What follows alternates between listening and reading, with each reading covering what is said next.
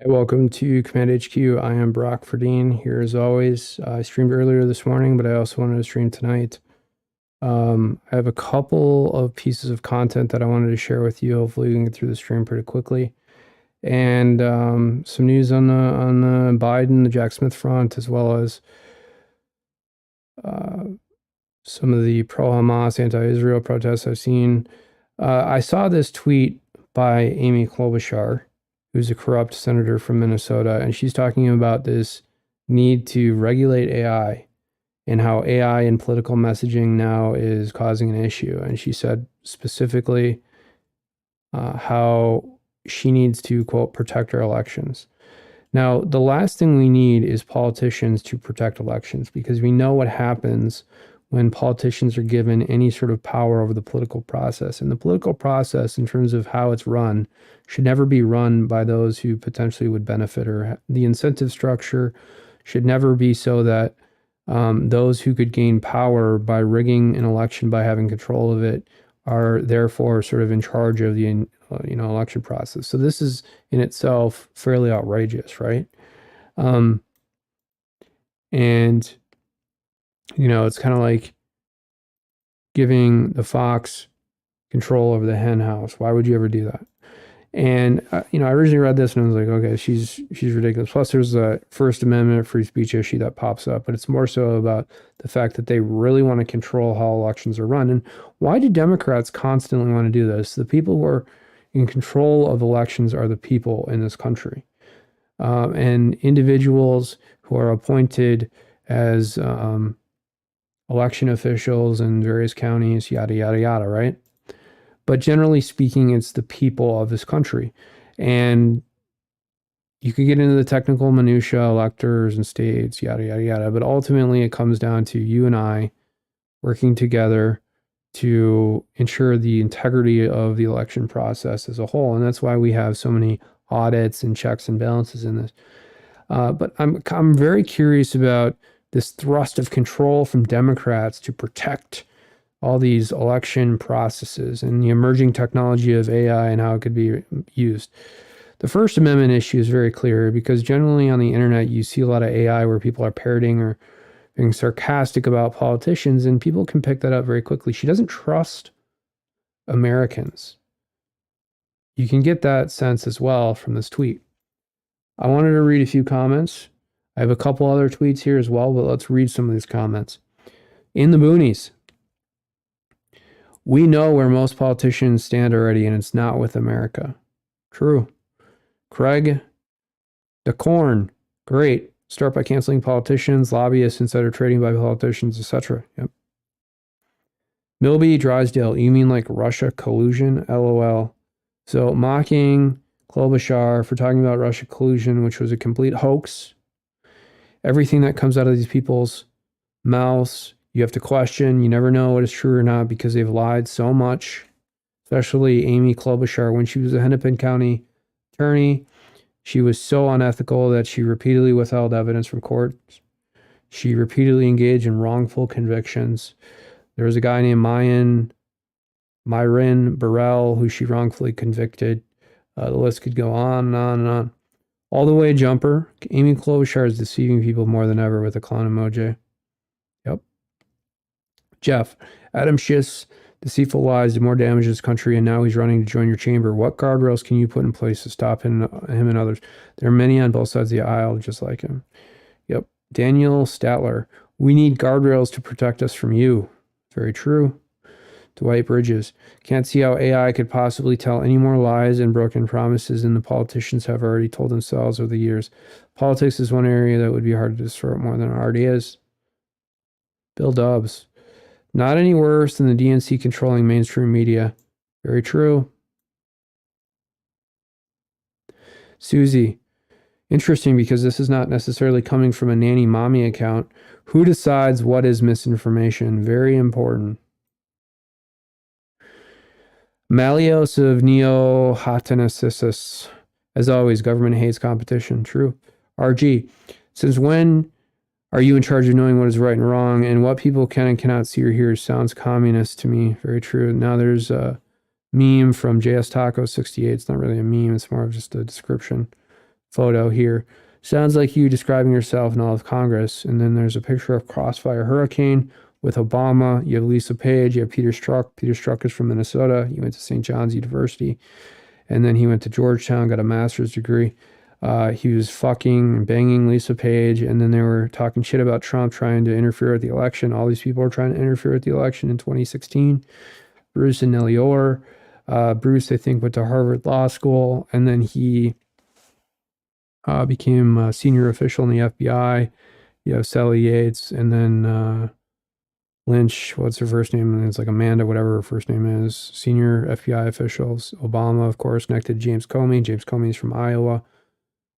Andrew McCabe, completely corrupt FBI officials, was walked out of the FBI. I think he lost his pension for a period of time. And you have Glenn Simpson and Bill Priestrap, who are effectively his little errand or busboys. Fusion GPS, when they lied about the whole Russia situation to try and spy on Trump. I mean, this is nuts. Obama was engaging in treason by spying on a leading opposition candidate, President Trump. And, you know, it's really wild. And when you think of the fact that Obama gets there arrogantly and shows up with Trump and acts like he knows everything, and Trump's there, you know, just trying to be courteous to Obama, who is still the sitting president at the time, for a few weeks. Meanwhile, Obama is engaging in hundreds of felonies here to spy on political candidates, try and have them, you know, banned from the ballot starting way back in 2015. And if you notice, there's kind of this trajectory in this country because everything started to get pretty crazy around 2015. That's what personally I've experienced about, 8 or 10 years ago. And it's because of what Obama put in place by going after political opposition candidates. I don't want to direct this. I don't want to say that this is directly related to Trump running. It really isn't. It's just because Obama is a corrupt, president. They're all corrupt, right? They're all war criminals to an extent. But Obama, I think, took it to another level because of his arrogance. And I think this is part and parcel to this whole DEI scheme where they think that they own everything because they can do anything they want. They can get into any institution they want by virtue of being, a minority, but, not having sort of the same intelligence I think that it would take normally to get into these institutions, but just the fact that they're halfway intelligent, that they come off and they're somewhat well-spoken. I wouldn't even say Obama's well-spoken. I don't necessarily think that at all. I think he's comfortable speaking, but if you actually listen, like the flow of his wording isn't appealing. His jokes are all arrogant. Anyways, I don't want to talk about Obama. Agent Orange, mega, celebrating Kwanzaa with Keith this year. And then you have Karen Monahan. I don't know if this is an actual picture of Karen Monahan, but Keith Ellison had a girlfriend. I think he was still married at the time. And this is outrageous because I was being persecuted and accused of A through Z in terms of crime by Keith Ellison and his corrupt prosecutors in Minnesota. And I've done nothing except for sit here and criticize government officials. In 2017, my house was raided. I was swatted, reverse swatted for criticizing government officials. And because they are government officials, they can kind of get away with it, even though the fact that I've sued them in various federal lawsuits, yada, yada, yada. I've been through everything, okay? I have, it's all, when the FOIA documents came out, it's all, he criticized attorneys and judges. So I can't go into more about certain situations. I can't. But let's just say that at the same time that they were doing this to me, and I've never even been in a physical confrontation in my adult life, aside from maybe pushing my own brother, which doesn't really count. You had Keith Ellison beating up his girlfriend, his mistress at the time, while he was married, no less. Ugh. It just, and there's a tape of it. Who knows if he raped her? Probably did. Fucking asshole. Okay. Well, again, let me guess. We need to regulate AI and make sure that it's able to describe all the genders on the spectrum of the imagination. Honestly, I fear that your regulations are a greater danger to the public in generating disinformation, misinformation, and absurdity. True. A perfect tool for Democrats. Can AI clean up? Well, can't read that. AI is simply a tool like Amy. COD Burger. Like when you posted about Kwanzaa. And then there's a meme here of Kamala Harris and a hyena smiling. They look similar. When it isn't funny, but you laugh anyway. Kamala Harris, yeah. Patriot. It's been used for decades. Wakey time. Ooh, here's an idiot. Left side of the aisle. Please hurry. This could be a disaster in the making with so many already being duped by misinformation. I think I talked about this a little bit earlier, but I think this person should go fight in combat because you're insulting the sacrifice that all the combat veterans in this country, from the Revolutionary on to present times, made to defend the Constitution, defend the First Amendment, including my family, and serving in various wars. And if this person feels so strongly about censorship, I think they should definitely sign up to fight on the front lines or go into combat. Here's a one from M. Jorg. Put some guardrails in place for term limits and no insider trading in Congress. True. All right, let's move on to something else. I'm getting sick of this. Maybe switch to this other view if I can. My hip is killing me. Okay, we had this from Raw Alerts. Play it. This is a protest, pro-Hamas, anti-Israel protest at JFK. They're holding up traffic, a bunch of assholes. They should all be arrested. Look at how humane these cops are being. Meanwhile, if you criticize the government, if you're someone like even Steve Bannon or Roger Stone or Jack Posobiec, your house gets swatted. People make up fraudulent allegations on a whim, and suddenly you're indicted. You get thrown to the ground. All kinds of crazy, aggressive actions being thrown at you. And then, look at how humane these cops are, and the charges are going to be immediately dismissed against these guys. They're holding up traffic at JFK, port of entry and airport. People could be dying. There could be paramedics in here, ambulances with people having heart attacks, and they don't care. They're just fucking standing in the street like a bunch of assholes. Move them out of the way. Arrest them all.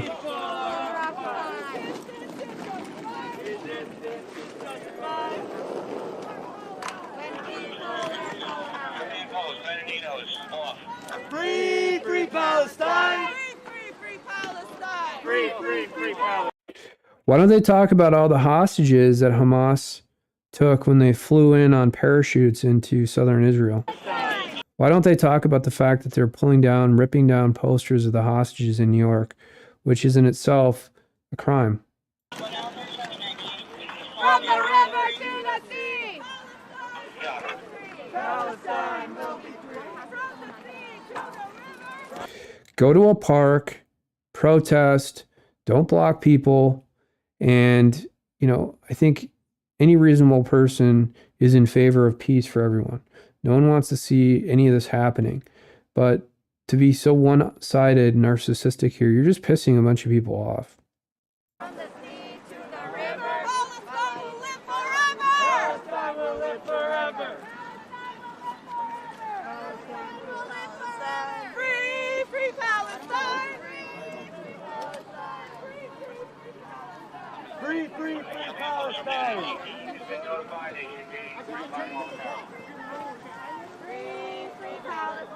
Free Palestine. I mean, these people could really actually get injured if some person has road rage and they, God forbid, do anything like drive up on this median here and then try and get through, and they accidentally hit someone, like happens all the time in these protests. You know, these cops are protecting them from themselves. Get out of the fucking street. Free Palestine. Next thing you know, they're going to try and do this to bring in these self-driving cars, and they're going to try and eliminate gas engines. They're going to say there's too many protests on the road, and the only way to effectively deal with that situation is by having self-driving vehicles. I mean, that it's getting to that point almost. Thank you so much. Thank you so much for listening. We appreciate it. I mean, again, I'm not a big fan of cops based on, the fact that they've mistreated so many people, J6, stuff like that, and tortured people who criticize the government. Meanwhile, people like this, the sad part of this is that a lot of these Zoomers have been brainwashed into believing this crap. But, you have immigrants, right, from Muslim countries, and they're here and they're insulting Americans, they're insulting the country that has let them in by protesting here. And you have these cops, and, God bless these cops here for putting their lives on the line to get their ass out of the street. Again, I'm not a big fan of cops, but these are the kind of cops and the kind of actions that should be really commended. The cops who engage in unethical activity to take down constitutionally protected speech, and they do it, and it's not a mistake, and they do it repeatedly, and they do it maliciously. That's a different thing. Oh, of course, we're running away because they don't want to get arrested. I just arrest them all. Come in there. So we have this George Santos clip too. I'm gonna make sure this shows up well on the live stream. It does. Let me switch this other view. Let's see if this a bit better. I'm having an issue with the screen here. Okay. There's a little bit of a white. What is that? White little let me fix this. Sorry about this.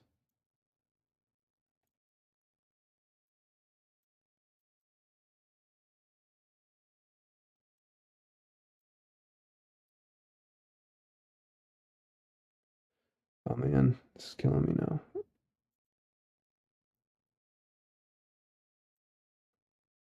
It's because it's locked. There we go. Okay, sorry about that. All right, here we go. So we have George Santos pissed off at Eric Adams, the mayor of New York City. His car got broken into by an immigrant. Let's play it. Hey y'all, George Santos here. Do you want to I like know George what I got for Santos. Christmas? God bless Matt Gaetz. God bless Clay Higgins for supporting George Santos in that ethics committee hearing where he was pushed out of Congress. And, George Santos is a good man. You can tell. I mean, he's made some mistakes, some campaign finance issues they have indicted him for and stuff. But, I mean, come on. George Santos is a good person. Mayor Adams. And these politicians talk about lies. Okay, so George Santos lied about what? I think he lied about things that are just frivolous and stupid. And he's fighting. He's actually fighting. Whereas a lot of these rhinos and the Republicans are not doing shit. You are so good at running this city. The Christmas gift I got it's a first for me. I've never thought I'd experience this in my life. But I guess we're back to New York City in the 70s. Look at this. Freshly broken car glass. Okay, Yeah. but if you look at the glass, so this is kind of weird. I'm not questioning George Santos. I assume that this is true. But usually when a window is broken like this, you have kind of the shards of the glass at the base. And as you can see here, George is putting his hand on the base of the window. And you're not also seeing any of the shards of glass inside the vehicle. Whenever they break one of these windows, you see the shattered glass in the passenger seat. You're not seeing it from this view. It is a little bit dark. And maybe George prepared this so that it wouldn't cut anyone. That's another public safety issue, is that when these windows break and someone touches that surface, you could easily get cut. But George is touching it, so I don't know. I'm not questioning it, but it does seem a little bit weird, and maybe it's just because it's super dark. Look at that, Mayor Adams. This is the city you're running. Okay, so there is shattered glass on the ground, though. You could see it kind of sparkle a little bit in this view. You were a cop, right? You piece of shit. Yeah, so is you that can what see you it's do? Sparkling. Is that how you're keeping the city So he probably just cleaned his car up. safe, you fucking animal? So I have to deal with this shit now, and it's December 26th. Ain't this lovely? Right Lovely, after I Christmas, when it rains, it pours, huh? say. Oh, by the way, did Get kicked out of Congress and have your car broken into by an immigrant based on policies that are being designed to destroy this country, despite the fact that you were fighting against it. So isn't that ironic? I mention it's a brand new car? Like literally. You know, isn't George Santos the son of immigrants too, and he's fighting this? He was born in this country, but he's fighting this? Brand fucking new car. Don't move to New York, people. Stay the fuck away from here. Yeah, don't move to New York for sure. The city only I mean, unless they're going to give you $100 million or something. cares to fuck over Americans and take our taxpayer dollars and shove it in the asses of these migrants. He should have been saying that on the House floor. While the city is dangerous, we can't even street park our car. This isn't that kind of neighborhood. I'm not in the ghetto. I'm not in the hood. This is literally the reality. You know what's the crazy part? I'm one of 6 cars. Same row. Same row. Same row of parked cars. So you all tell me, what are you doing, Mayor Adams? You should fucking resign, you piece of shit. You were a cop. You should know better. You should know how to run the city. But no, you're a fucking inept asshole that just wants to be a little, oh, you have a brand. You wear your little earrings. You're a celebrity. Fuck you, Adams. Wow. Aggressive, huh? All right. I also wanted to play this. Okay, so this is from Kevork, Almatian, flag of Syria, flag of Armenia. Quote, international observers said the elections in Serbia were unfair, unquote. One may ask, who are the international observers? According to The Guardian, they are the Center for Research, Transparency, and Accountability, CRTA, which says it's an independent, nonpartisan civil society organization. Who are the partners of CRTA? Western embassies and foreign ministries, Rockefeller Brothers Fund, USAID, the NED. One may think the press will not leave such important information out, but they have a different perspective on what organizations are entitled to be called independent or not. And then there's a screenshot of a Guardian article, what looks like some sort of protest or something. It almost looks like J6, but it's a bunch of Serbians. And then the headline reads, Serbian police fires tear gas as thousands protest over unfair elections. Serbian opposition hold rally after populist ruling party wins most votes in snap poll deemed unfair by observers. And then we have a bunch of comments here. One by Vanya Vucinek. The West wants Serbia in NATO, hence the regime change. Not that the current president is any good. He has been installed by the same West, but I think he is scared of taking Serbia to NATO. And then Kevork agrees with that. Interesting, right? Because why are they building this coalition against Russia? Why are they trying to get all these countries involved in NATO? And it probably has nothing to do with NATO. It probably has something to do, again, with obscuring some corruption of some sort by Western politicians. And it's also about this Jake Sullivan policy of degrading Russia. That's how they wrap this all into this sort of venture of degrading Russia. And I don't know why Jake Sullivan is obsessed with this. Jake Sullivan is from Minneapolis. He was a Rhodes Scholar. I think he went to Yale and then Yale Law School. And if you look at what Jake Sullivan is doing and you look at how he speaks, he is so unethical. He is so corrupt. He's not articulate. He was a senior advisor to Hillary Clinton. In her presidential campaign, she lost. So Jake Sullivan is a complete tool. And then now he's been installed as a national security advisor. I think to some extent he was with Obama, but now he's a national security advisor to Biden. And look what's happened. Israel, we have Ukraine. I mean, and why hasn't this guy been booted out of government? You know, that's the real question is, well, how do guys like Jake Sullivan survive? And remember that one Rhodes Scholar that Trump had that was accused of domestic abuse? Let me find his name here.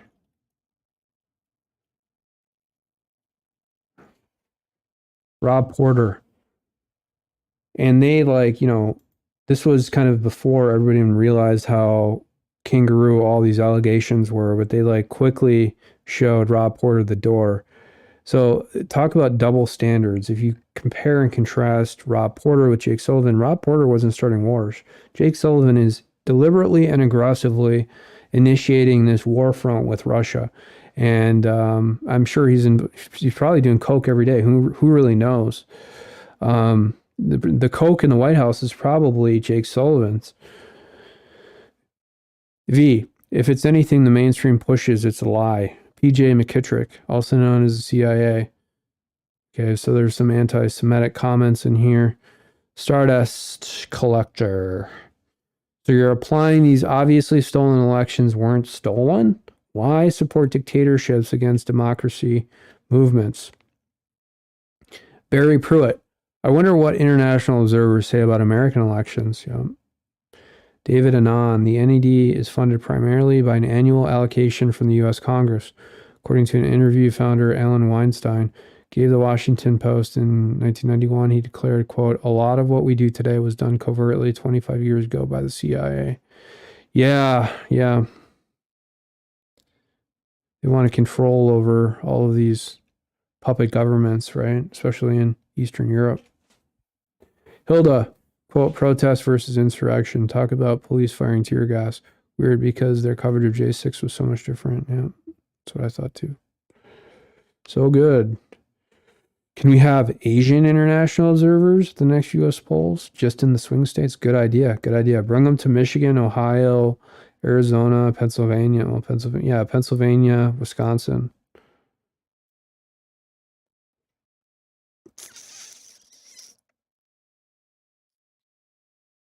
Ben Triple, the West says it's unfair.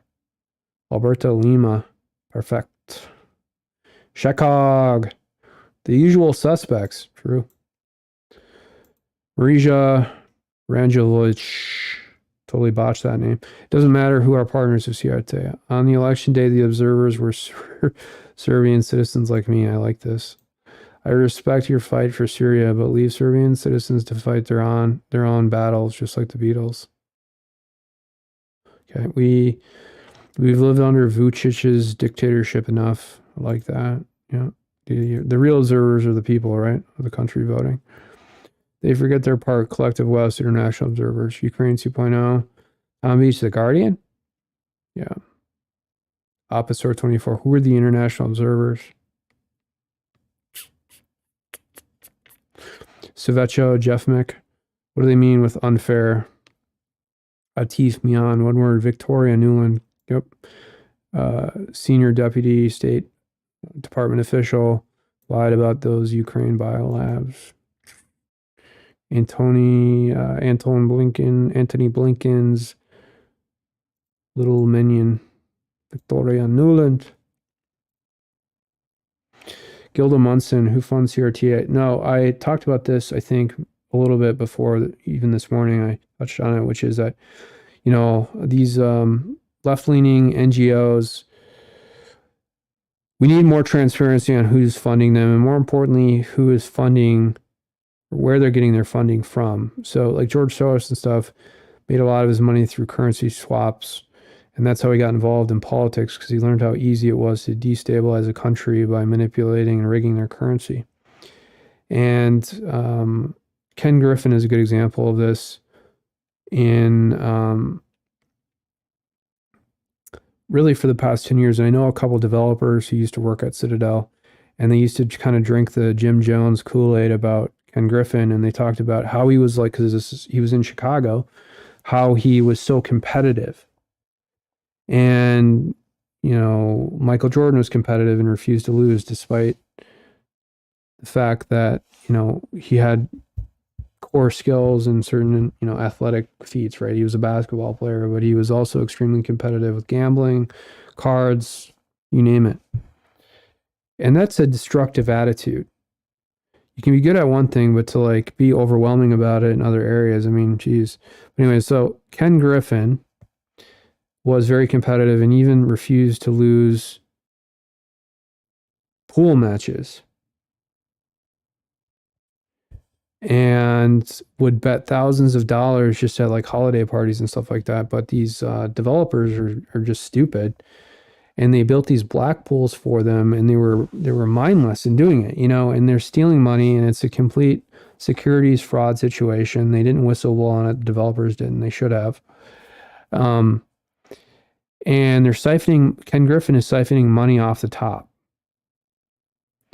And the reason they like these black pools, just like in the same way the federal court likes to seal anything like this Epstein list, for example, that's coming out on January 1st, which should be very, very interesting. And it's been sealed for years. These black pools, Ken Griffin, getting back to that, the reason they like to do this all in secrecy is, and the reason they're called black pools is because they are quasi-secret. They're not public. No one knows what they're doing. No one knows where this money is coming from. No one knows where it's being transferred to. It takes years of forensic accounting to figure it out. So that's really the way to get at funding sources, not only figuring out where the money is coming from, but then determining and identifying and itemizing where people like Ken Griffin or the Koch brothers or George Soros are committing fraud and securities violations to obtain that money in the first place. That's really, really how you go after them. Now, because that's resource intense, you need a state-sponsored investigation, the DOJ. And you're not going to get the political willpower to do that until you have someone like Trump in office, which we need. And just getting back a little bit to Ken Griffin, so he had this black pool, I think, called Citadel Connect. And it's very prone to abuse. Very, very prone. And it gets very technical. You need subject matter experts. And even the developers who worked on this, who are naive, they don't quite understand everything. Like even stuff I've worked on, I don't know, I have to be careful, but there were certain nacho requirements that came through with lending practices that had to be built into certain consumer lending, retail lending platforms. And it's so technical, and you have to go read the rules, and it's literally just like being like a state court judge or a federal judge or a clerk or something, because you have to go through all of the litigation rules, you have to go through all of the policies, and you have to read them really well, and then you have to, most importantly, look at the API docs and what the structure of the message being sent is and stuff like that. And so those have to be updated frequently, and you have to deal with the underlying technology and the platform and stuff. So it gets very complicated. It takes a lot of specialized massaging. And it generally takes a lot of developers. Now with the Citadel Connect platform, I don't know the specifics. I know just some of the stuff I've heard, and from a public report standpoint, initially speaking, there weren't a ton of developers, and typically that's how all these platforms start. They have 4 or 5 kind of like software architects who build out a kernel, and then they bring in teams of developers, or initially some of those architects, like when I'm working now at my current experience level, I'll have 3 or 4 developers working under me, and not under me, but with me, right? And then I'll build out the initial piece of it, and I'll kind of decide and break down work as it goes, and then I'll review the work coming in as they do it to make sure that it's correct. So initially, that's, I think, how this Citadel Connect. I'm thinking of this Direct Connect platform that was kind of like Napster back in the day, LimeWire as well, where you could download music and stuff. Citadel Connect is this black pool. It's very prone to abuse, and we need to find out all the trades, do forensic accounting, and if you're thinking about people like Sam Bankman-Fried, who abused campaign finance laws for years until he was caught, and he, did it for a couple years until he was caught. But Ken Griffin, George Soros, the Koch brothers have been doing this for significantly longer, and they've been able to get away with it. So what does that tell you? Have they bought off officials so they won't be investigated? And then you can see here where Elon Musk does one thing. He buys Twitter. And then they come after him with all these investigations. And you can see how this works. Same thing with me. They've accused me from every single crime, A through Z. And I barely go out. I've never had a physical confrontation in my life.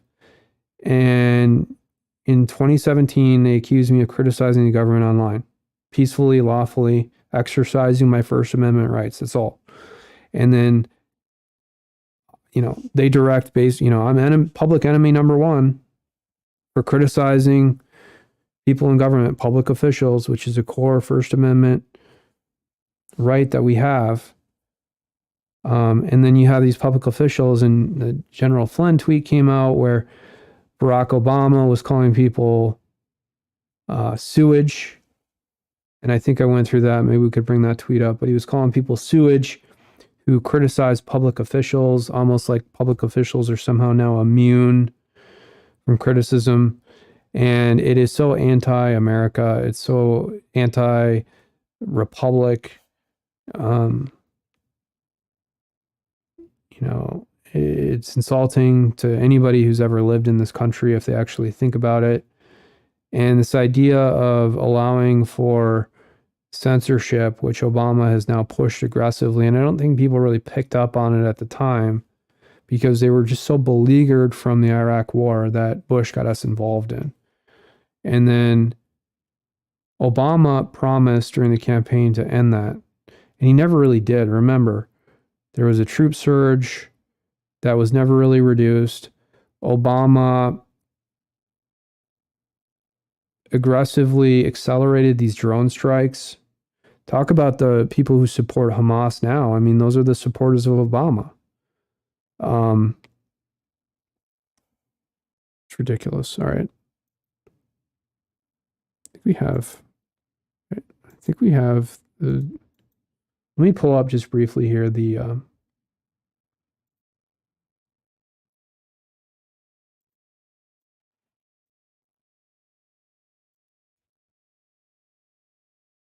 all right, just to document what I was saying is somewhat accurate here regarding Ken Griffin and Citadel. Citadel Connect and Dark Pools Uncovered. And then here it talks about how they can be abused. Maybe they're trying to prime the pump for regulation. I don't know.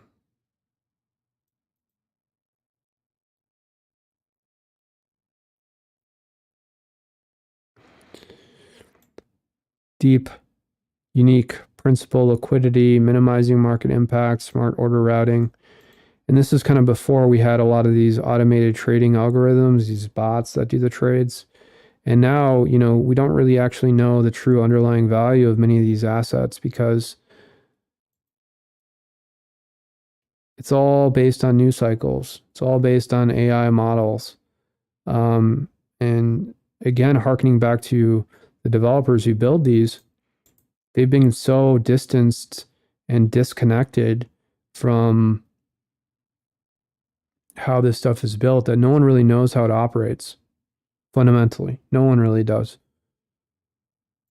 Okay, so Jack Smith asks Judge Chutkin to keep Donald Trump from making partisan political attacks in 2020 election trial. Here's the thing I've also noticed in a lot of the stuff I've dealt with, They say that any speech critical of public officials is, quote, an attack. This is an Obama thing. This all started with Obama in 2010. Any speech critical of the government is now characterized as a, quote, attack. It's not.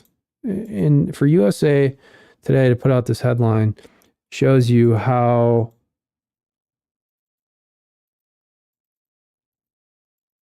and why people hate the mainstream media, because they're dishonest. And, you know, this is a quote directly from Jack Smith. So what does that say? That means that Jack Smith is unethical and dishonest. He's actually a criminal. I wouldn't even say unethical. He's committing felonies by interfering with an election.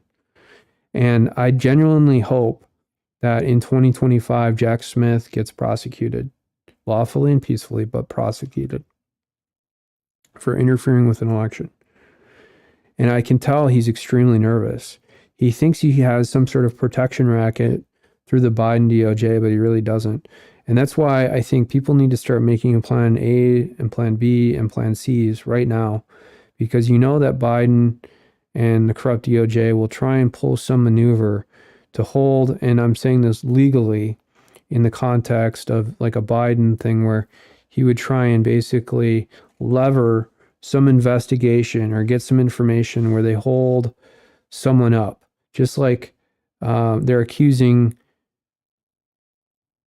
Biden is accusing basically his own DOJ of doing to Hunter right now by holding him up. Kind of like, again, I'm saying this argumentatively and in a political speech way. They're basically like holding Hunter Bod. I don't even want to say it. So everything I do is surveilled anyways.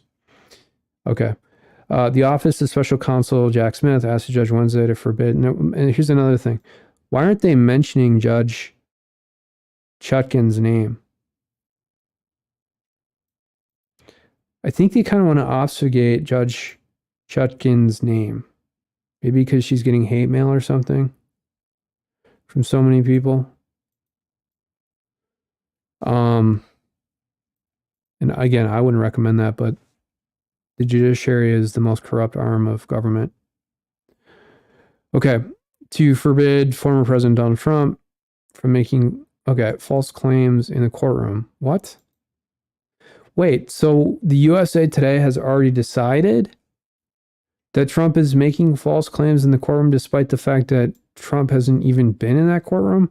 I mean, you got to really be stupid to actually believe any of this bullshit. Trump, I mean, he hasn't even been in the courtroom and they're accusing him of making false claims. What? And, you know, this is the same fucking bullshit they pull on me. That the charges he faces over his efforts, comical, to overturn the 2020 election are politically motivated. Of course they're politically motivated. What? This defies common sense. I am insulted. The arrogance of these people. I mean, come on. Quote, the defense has attempted to I'm so pissed. This pisses me off so much. It triggers kind of this mini micro PTSD I have about all this shit. I gotta stop swearing. Okay. The defense has attempted to inject into this case partisan political attacks and irrelevant and prejudicial issues that have no place in a jury trial. These prosecutors, these corrupt prosecutors like Jack Smith, they will eliminate your defense at all. You can't even say anything remotely truthful, which is ironic, because then they'll accuse you of perjury if you tell the truth.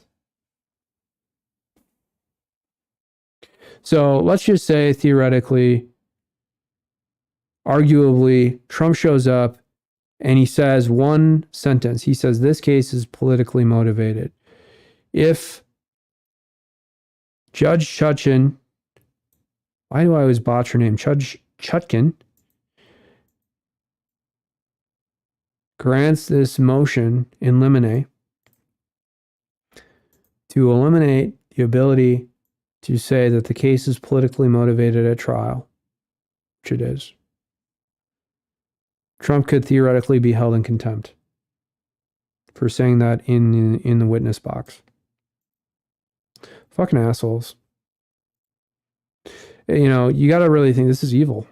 This is evil.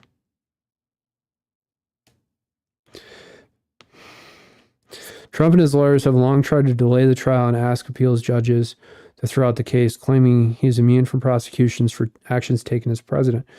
In a written statement, Trump said Wednesday that Smith is obsessed with him and ignoring the law and clear instructions from District Court Judge Chutkan, who unequivocally stated that this case is stayed and there should be no litigation, period. True. Chutkan had scheduled a trial for March, but that timetable is up in the air because of the 2024 Republican frontrunners' pretrial maneuvers. Trump is also trying to delay 3 other trials against him during the other. So there's no need to put this in the article. Like, it's unnecessary. Let's talk about this one issue, right? About how Judge Chutkan is deciding on whether or not Trump can actually defend himself. And this hack reporter named David Jackson adds this unnecessary material related to these other trials. They try and connect everything up to make it seem like Donald Trump is this massive criminal, which he's not, of course. You know, the problem is they did this too much, and more people have woken up to their tactics because good people have been ruined. The J6ers being a huge group that have been terrorized and tortured and persecuted. And I think if they didn't do that to all these J6 prisoners, they might actually be able to get away with this. But they went too far with J6. Now, I've experienced it on a personal level, but getting anyone to report on it is nearly impossible. No one's actually ever reported on it, maybe one person. Volek from the Volek conspiracy immediately reported on it, but he got basically all the facts wrong. They never dig in. They never ask for your own statements. Volek botched that entire article, unnecessarily painted me poorly. And this is a long time ago. And, you know, didn't even mention the fact that I had never even met, talked to, or spoken to any of the individuals in his article. And I can't, again, I'm going too far here, and I don't mean to. But it's normal for the brain to carry on when you're talking about this stuff. So I can't name any individuals. Please don't indict me with another charge for accidentally talking about Eugene Volek. All right. That's another reason why I keep my mouth shut. But the point here is that they've gone after way too many people, and the J6ers are one group I think that is indicative or illustrative of those facts. Okay. Trump has argued, again, they say without evidence. Of course, there's like zillions and zillions and zillions of pages of evidence, but they don't want to hear it. Trump has argued, another tactic they do with me. Trump has argued without evidence that the case is politically motivated and designed to thwart his 2024 re-election bid. He's also made repeated claims of alleged voter fraud in 2020 that have not been proven true. Bullshit. Molly Gaston, an assistant to Smith, said in Wednesday's filing that Trump also shouldn't be allowed to engage in conspiracy theories during the trial. What? That's another tactic they use with me. They constantly claim that, you know, admittedly, I do get pissed in certain situations, and there's a few letters that I probably shouldn't have sent in hindsight. But I would say, generally speaking, a lot of this stuff, 98, 99% of the stuff is respectful to the court. And, you know, it's normal for people to get pissed in certain situations. And I've not been outrageous, but I have been a little bit angry, respectfully, justifiably angry in a peaceful manner, of course. And I've expressed that. And then they'll accuse you of, engaging in conspiracy theories, for getting angry that they're basically trying to destroy your life, and not just in Trump's case, destroy your life, destroy half the people in this country who voted for Trump. And now it's even more than half the country because more people are waking up to their bullshit. Okay. Yada, yada, yada. Okay. The court should not permit the defendant to turn the courtroom into a forum in which he propagates irrelevant disinformation, and should reject his attempt to inject politics into this proceeding. What? This whole thing is about politics. The filing said it also asked the judge in the case to prevent the Trump legal team from claiming there were outside provocateurs involved in the insurrection of January 6th, 2021. Can you believe that? Oh, wow. Now we're really getting it. Whoa, wow. Okay, so they come after anybody who exposes the individuals associated with January 6th. And this is another topic that I cannot talk about, and I will not talk about. And you can see they're so stupid. They tell you what they're trying to hide. They tell you right here. They know that there were outside provocateurs involved in amplifying the insurrection as a double operation to eventually use in this context, which you just saw at the Colorado Supreme Court with the insurrection clause in the 14th Amendment, to prevent Trump from being on the ballot. It's amazing that they tell you what they're trying to hide, though. The filing alleged Trump intends to impeach the integrity of the investigation by raising wholly false claims, such as the government's non-existent coordination with the Biden administration and other empty allegations. Sure. Oh, okay. So you're telling me that you're not coordinating with your own administration, your own Department of Justice, right?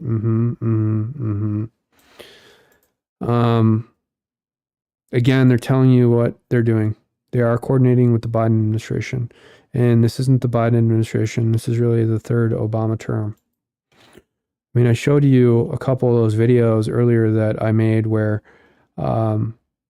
we had that jackass in New York, the party boss in Manhattan, guaranteeing Allison Greenfield a position on the bench if she engaged in election interference. They were open about it. They had a video of it. They were bragging about it. And I think they've deleted that video. They deleted a lot of those videos. Went in and checked. So what does that tell you? They're trying to hide evidence. They're trying to delete evidence. So people should be indicted. All right. So Jen Psaki, I like Jen Psaki. Articulate, friendly, attractive. I disagree with her. I like Jen Psaki. So this is kind of interesting. Let's hear this. Democrats, of your mind right now, that Democrats are not talking about that they should be. Let me start there. Yeah, thanks, Jen. This is like a very nice psychological session for me to talk about all the things that Democrats are losing their minds about. Yeah, exactly. And they shouldn't be, but there are things that really concern me. And the biggest one is this possibility of a third party. These third party ballots, Jen, you know these numbers. We win Arizona by 11,000 votes. We win Georgia by 10,000 votes. The Midwest states were super close. We just cannot peel off voters in these numbers. And some of the numbers are really scary. And I think people flirting with third party ballots don't understand they're playing exactly into Donald Trump's hands here. And so that's one of the things that keeps me up at night. It doesn't keep me up at night, Jen, the polls. If you were my mom or my mother-in-law and calling me every day about the polls. Really weird that he said this. He's a little bitch. Everyone just needs to take a deep breath and realize Joe Biden has left. How cringe is that for Jen Psaki that he just said that? He basically said that Jen Psaki is his mom. Better been tied in 15. Is he a little boy? Like, what's going on here? Recent national polls, including leading in 10 of them. So you and I are the biggest believers that polling this far out does not matter at all. So let's worry about things we can actually control, like third-party ballot access. Yeah, that's a good one. And predictions are so addictive, but it's all about a moment in time. So, Tim, let me turn those same questions to you. What should people be talking about more that they aren't, and what should they be freaking out about less?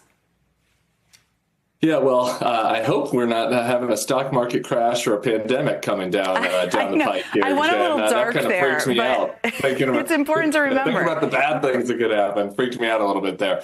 Look, you mentioned this on the young voters. I think that this is overbaked right now. In particular, I think there's plenty to worry about, particularly if you care deeply about the region. There's a lot of tragedy happening in Israel and in Gaza right now. But the idea that this is going to be the top of mind issue next November, I think is really quite unlikely. And I think that a lot of these young voters have not even really engaged about what Donald Trump's policies would look like there. I think in this place, I agree with Jim, like a third party candidate running on some anti-war platform is that directly appeals to young voters is more concerning than if there's a two-way.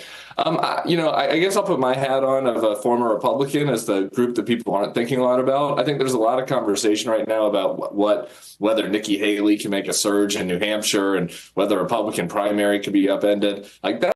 All right, so it gets into bullshit here, but I think what they're saying is that RFK Jr. running this third-party campaign is actually negatively impacting the polls, and they're going to try and shift blame onto RFK Jr.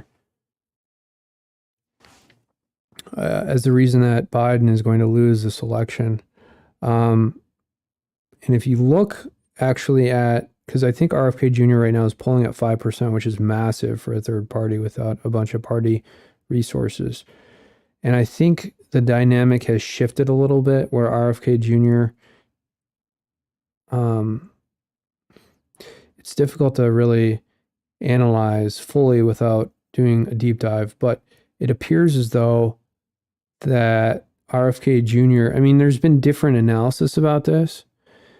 Many say that he's taking voters away from Biden, and then there's other people who are saying that he's taking voters away from Trump. He's probably taking more voters away from Biden right now.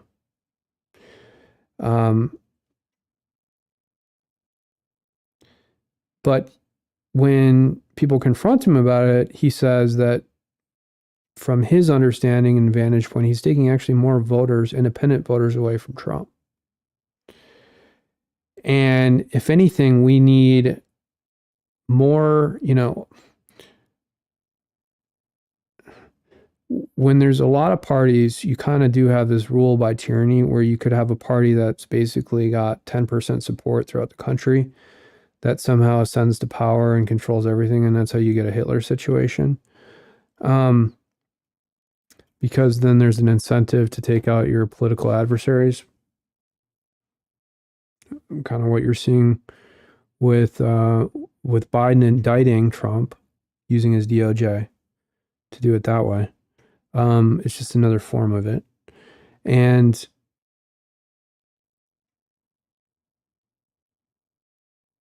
so the rule of tyranny, or, what this country has evolved into is basically this uniparty where we kind of shift power between the parties, right?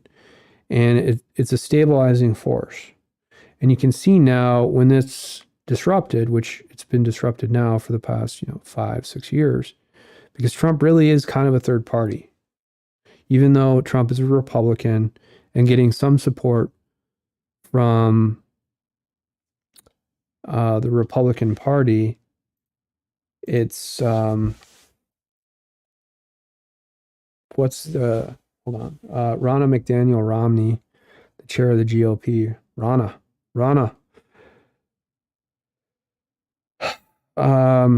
She's not supporting Trump.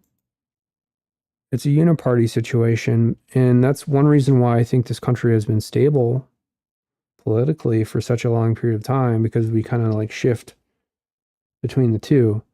But since Trump is a third party and has disrupted that entire process, and RFK Jr. is coming in here with 5% support, which is massive, you don't want the rule by tyrannies. You don't want someone coming in with 5% and then somehow starts to take out their political opponents. But we already have the ruling party right now, the Democrats, in the White House, basically doing the same thing. So why not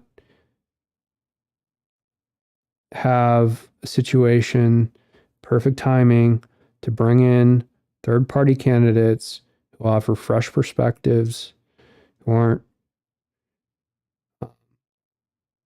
extorted, blackmailed, and forced to align themselves with a stubborn policy just to continue to churn the corruption. And we've seen what happens in places like New York. And New York is a shithole. It's a dumpster.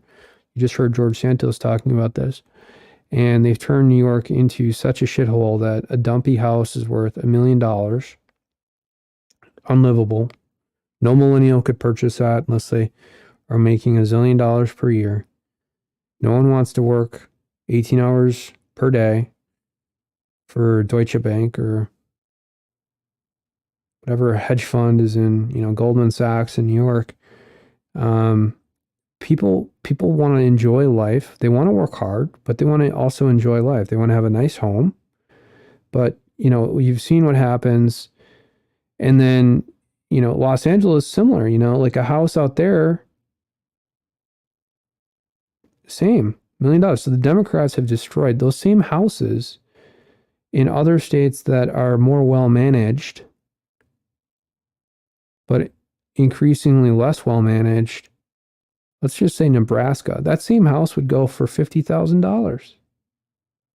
And you'd fix it up, you'd buy it, you'd remodel it, maybe just tear the whole thing down, buy it for the land value, build a new house, and you have a new house there for $250,000. Because you have people with know-how, know what they're doing, can do their own work, can do their own carpentry, can do their own electrical, can do their own plumbing, or know people who can do it. To do the same thing, if you were to build something in New York right now, it would cost millions and millions of dollars. And lending is dried up, interest rates are so high, so good luck with that. You have to be a corporation to operate in New York, especially with all the regulation. It's not working. It's not working. And we're going to see that in 2024 during this election cycle.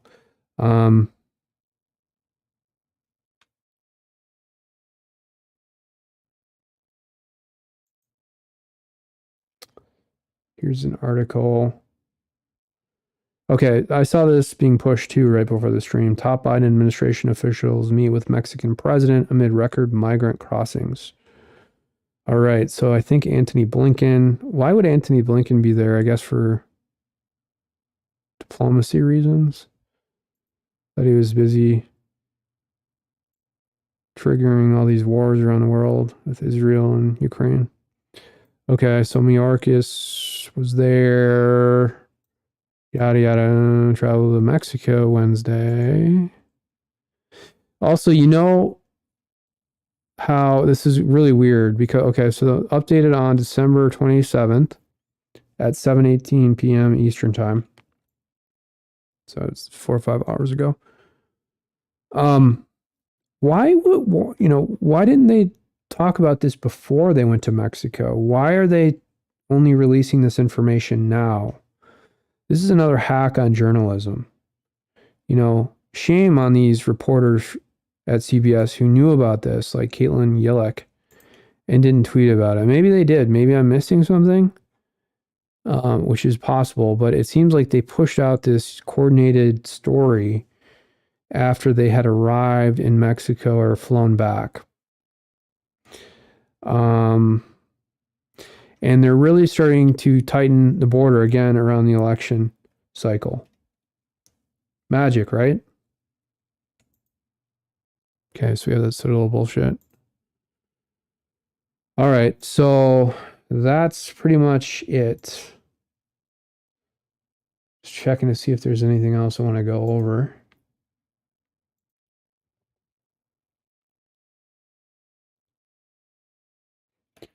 I've never seen the media be so negative about, and everybody is, oh my God. This just came out a couple hours ago. Let's look at this. Colorado Republican Party appeals Trump ballot ban to the U.S. Supreme Court. Duh. If I was Republicans, I'd probably just pull out of Colorado. Fuck them.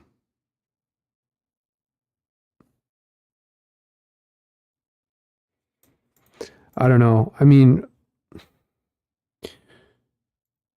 I was thinking today if I was Trump, or, you know, how you solve some of this bullshit. Like, I don't know. What do they do in other countries when high courts interfere with elections? The State Department sanctions those officials. I think they've sanctioned judges in Russia for alleged violations of import export laws, or corrupt dealings, stuff like that. I don't know. I don't have the information in front of me. But it's got to the point where I almost think that you just need to sign a bunch of executive orders to sanction these justices, freeze their bank accounts, have them investigated, and people are going to go crazy that I made those statements here. And I mean it lawfully and peacefully. But the reason that they're able to do this is because they have no pushback. They are appointed, and then they go through a bullshit election every, I don't know the exact rules in Colorado, but I'm assuming it's like every 4 years or whatever. State court, Supreme Court justices, it's not a given lifetime appointment, but it's almost become that way because they're rarely challenged. And a lot of these guys and women need to be thrown off the court through being voted out. We need more and more of that. In Colorado, especially, Colorado used to be a red state. What happened? All these weed smokers moved out there who just believe anything they're told. They're too busy getting high. I don't know.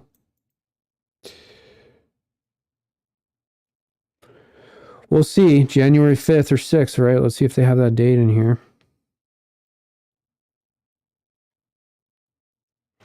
Ooh, we got a quote from Sean Hannity. The Colorado people have embarrassed our nation with what they did. Yeah. Yes. Yep. Yes, they have. It's unbelievable. Yeah, you notice how they don't list that January 5th date in here.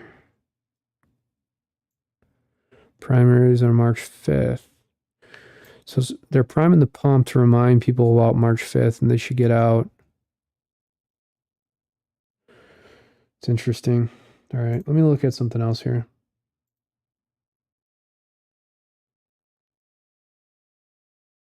Ooh. Okay, I just saw this. Oh, wow, here's a DEI thing in communist Minnesota. Oh, get the paywall. This is an article from the Star Tribune, also known as the Star and Sickle. Communist Manifesto, Brava. In Stillwater, this is the headline, in Stillwater politics, it's almost always sir. No women have served as mayor, and a few have been city council members, prompting questions from the city's the city has a human rights commission? This is a city of 30,000 people and has a human rights commission? Are you kidding me? What the hell?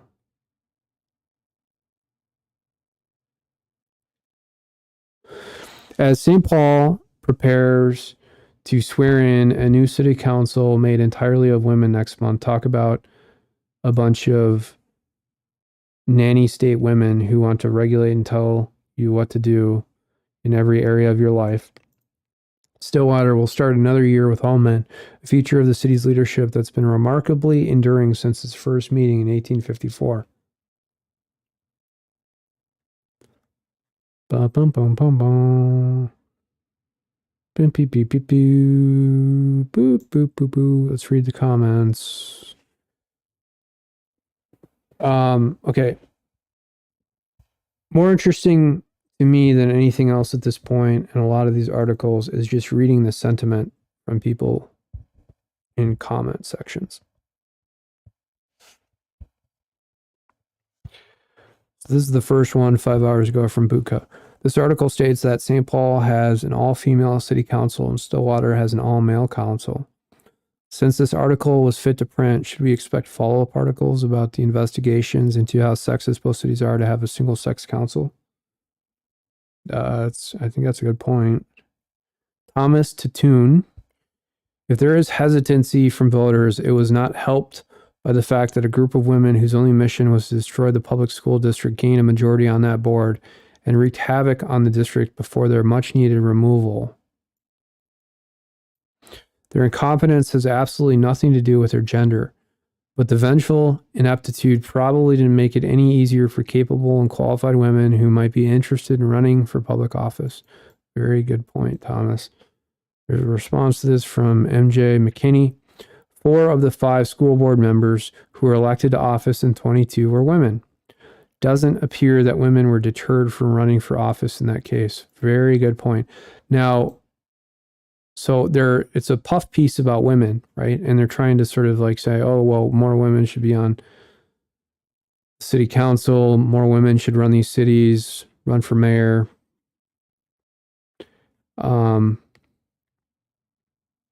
And then, there's some information here that I didn't even know about, that the school board in Stillwater is,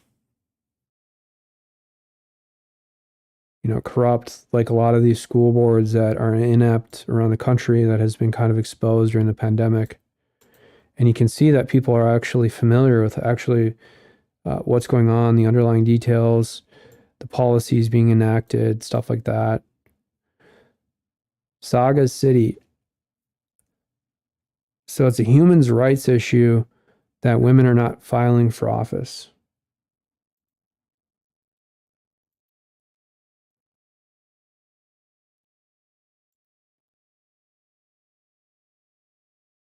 I think WVO just won a ball game. Got some news. All right, hold on. Back.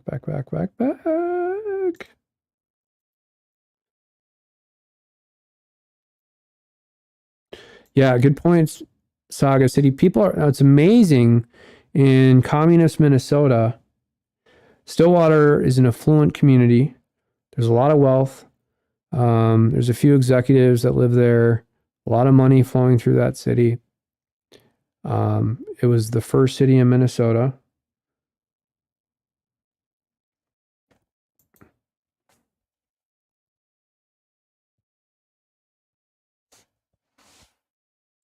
And I'm stunned that people have figured out what's going on here, that women are using their gender as a sword to gain any seat, any power, effectively anything they want in life. And because Minnesota has been so passive for so long, they were able to get away with it. But now we're seeing a little bit of resistance from, people in Minnesota. These seem to be mostly men here commenting. I don't know. I kind of want to hear what some women say. Maybe we'll find some in here. Prometheus 1. Why is this a story? Women fail to show up to serve in all sorts of communities and professions. That's a good point. So, why is this a story? Are they trying to provide some cover for mayors or city council members in Stillwater? What are they thinking about? And mind you, I do live pretty close to Stillwater. Pull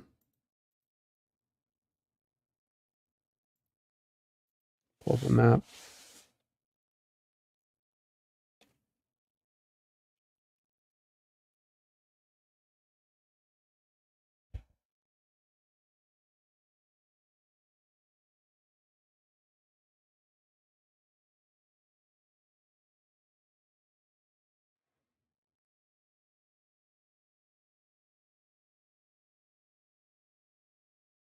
Boo.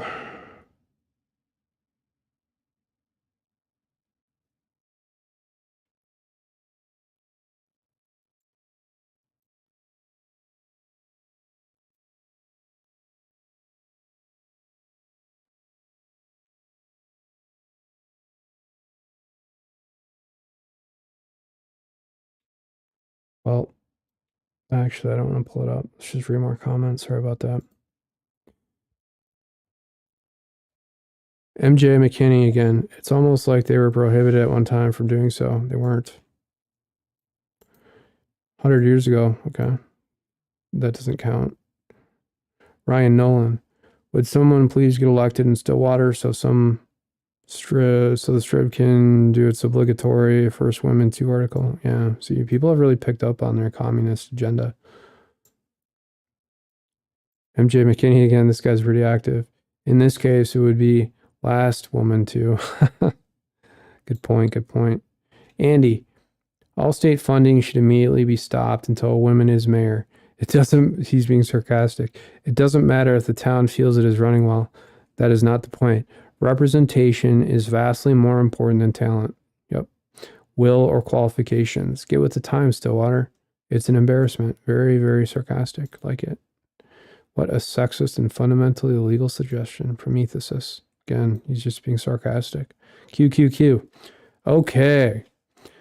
Just who do you haul into court to remedy that? People, I'm just amazed. People have finally woke up. Now, if this were printed 5, even 7 years ago, people would just be like, yeah, more women. Well, they've figured out what what kind of operation they're running. Steamboat 307. It's oppression. Has to be, right? Somebody is holding the woman down.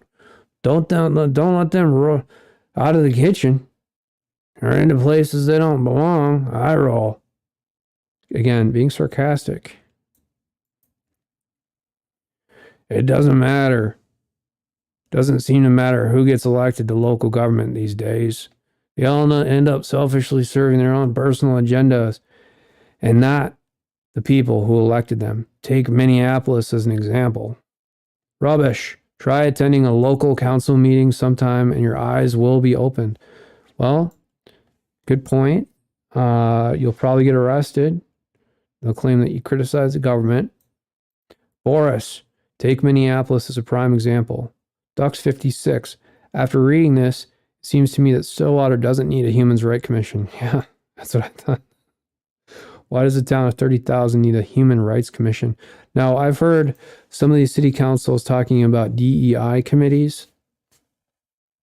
Oh my God, it makes you want to like pull your hair out.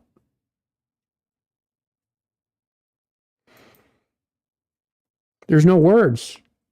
There's no words to describe how stupid it sounds to abuse state tax dollars and the local residents to effectively create a rigged system, a crony-based system to put your friends in and then somehow claim that they're a minority. And most of the people who are on these DEI commissions are illegal immigrants.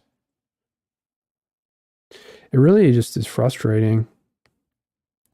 Tabasco 628. And in the meantime, the city gets fucked. Use New York as an example. Use Manhattan as an example. Everyone interviewed said that the current elected officials are doing a good job and no big crisis exists to galvanize voters. Incumbents in the environment do not attract opposition. Someday someone will not run for re-election and some new people will run. So not seeing this as an issue. I don't know. Women are running, perhaps they're not interested in the job.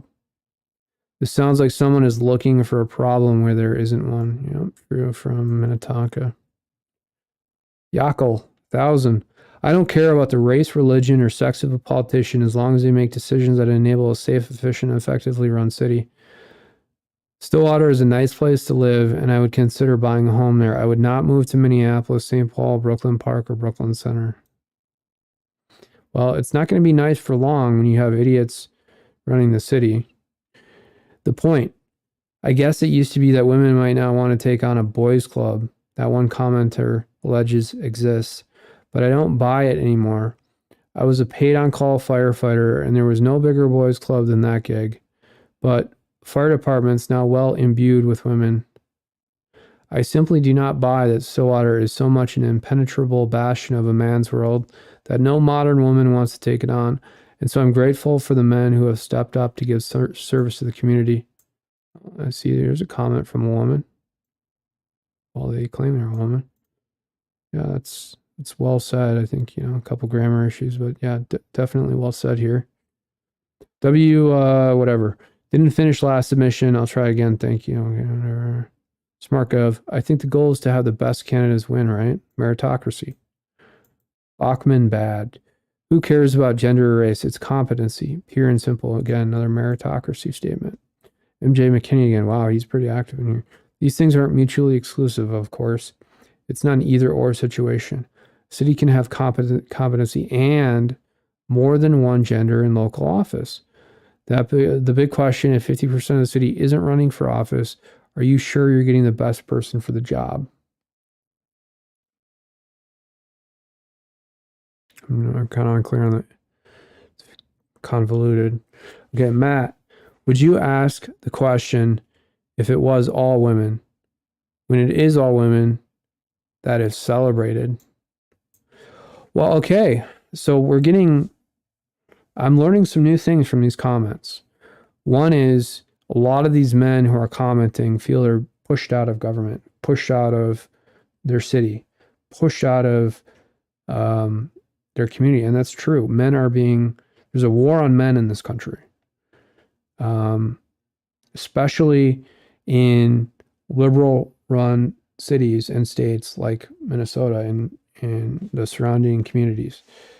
Men are being sidelined.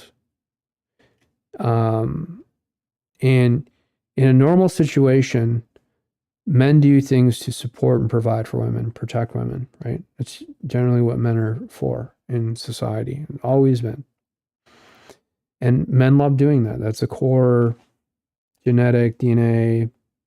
It's programmed into all of us spiritually.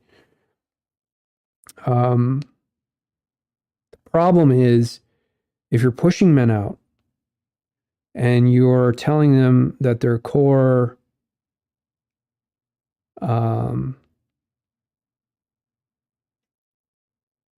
purpose in life is non-existent,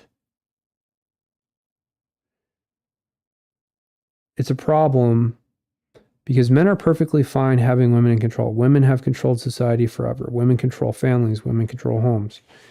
And women, for the most part, I'm generalizing, of course. This is my own personal view based on my own family experiences, but my own experiences observing other families. And I'm not saying it's 100%. I've seen other families operate differently. But I would say for the most part, I've seen women basically control families. And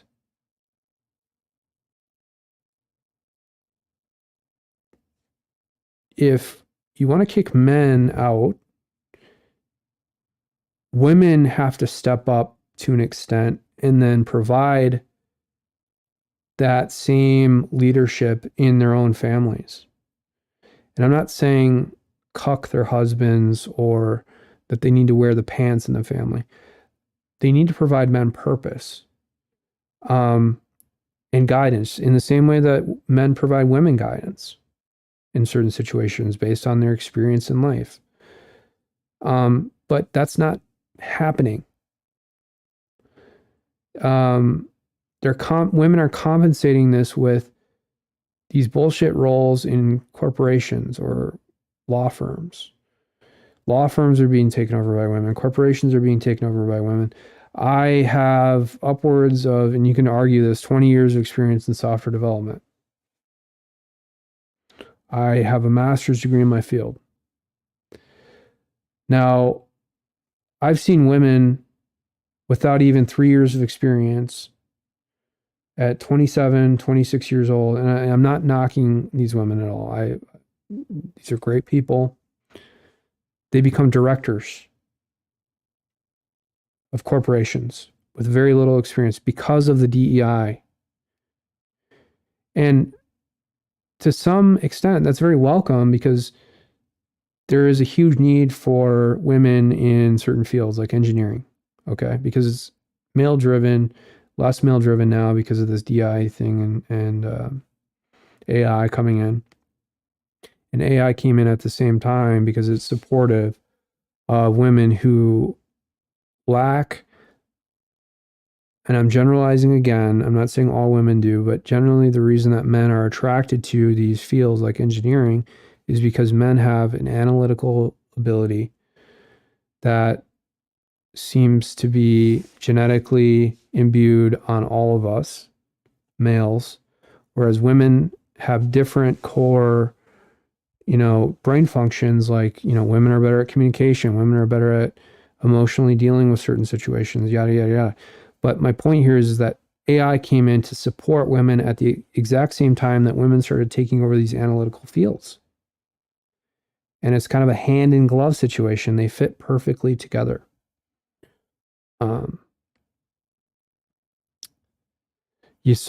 Women with 3 years of experience come in, they become directors. I have 20 years of experience. I've seen guys with 30 years of experience, they become directors, or they'll make some H-1B Indian a director of a company with 8 years of experience. And then the American male, the white American male, is left stranded.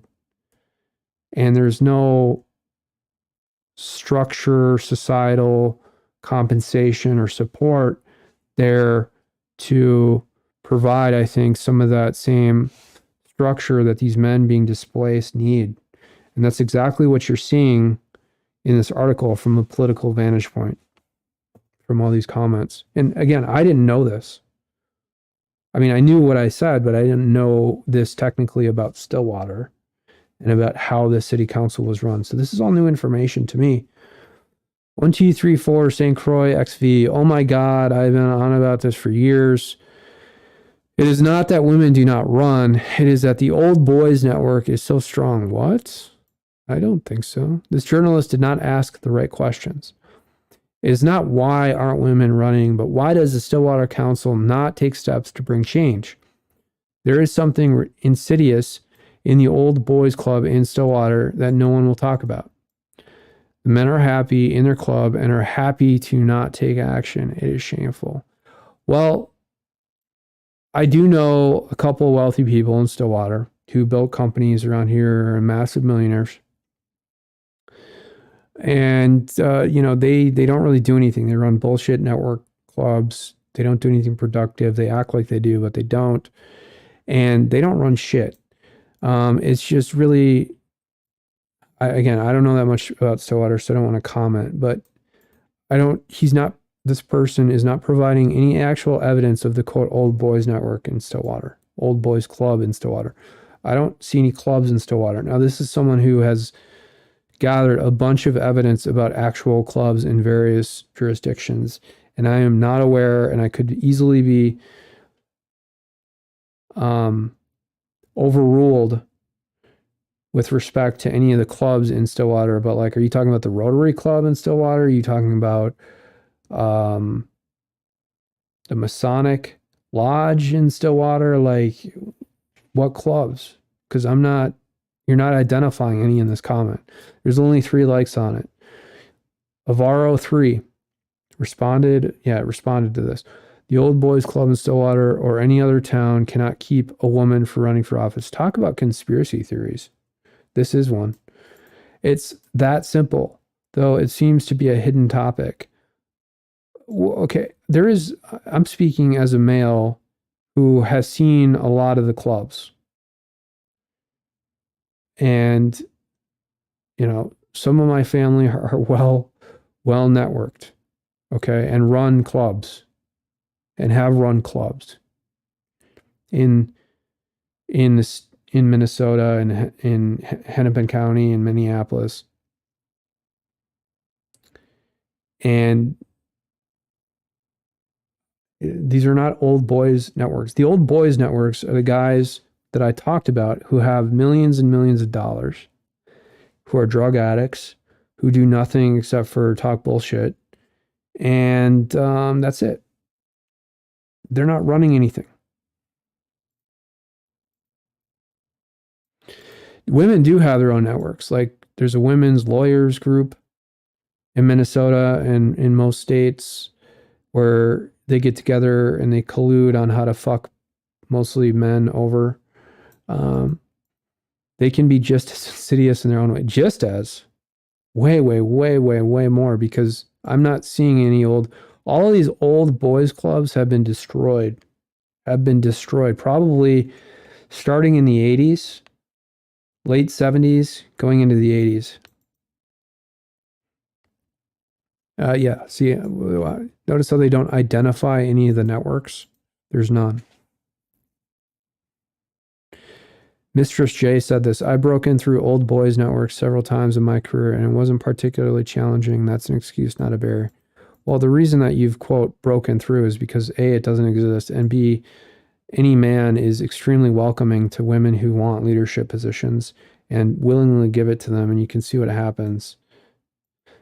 Thomas Tattoon comments again, nobody is undermining or discouraging women for running for public office in Stillwater. True. Cattail 37, sure, St. Paul is ticking all the DEI boxes. Stillwater, not so much. But what about other metrics? Crime, street repair, snow removal, health of the retail sector. On virtually every measure of quality of life, I'll take Stillwater every time. There's 17 likes. Short putt. A solution, looking for a problem. Yeah, there you go. I like that. That's true. Rogue Fire. So much emphasis on the gender of person holding a public office nowadays, while seeming to forget competency and ability. If the office holders are doing a good job in Stillwater, what does it matter what gender they are? One day a woman will be mayor. Hopefully she'll be a good mayor. Let the voters decide, not the commission with an agenda. Very true. Yeah, see, they create these commissions to insulate themselves, protect themselves from any misconduct allegations, and to rig effectively the whole election process and cycle. Highlander 79, Karen Housley, wife of Phil Housley, the NHL Hall of Famer, seems to have done pretty well. Putting your name on the ballot is a good start. It's Karen, but she does hold local office in Stillwater. I think it's the success of Housley and other women in other jurisdictions that have people wondering why the same thing hasn't happened in Stillwater city politics. Ivaro 3. When women run, they win as often as men. Sometimes the barrier is only in their minds. So they're just talking about gender here. You notice how they've taken out the ethnicity thing here? And it's another way, I think, for them to get in these illegal immigrants, Somalians like Ilhan Omar, who kind of ran on this agenda.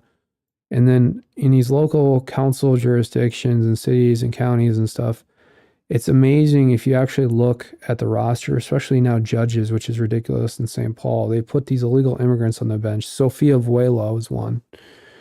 Now, she came in this country illegally. And now every time she does an interview, she talks about how she's a victim. Oh, I'm a victim. Her father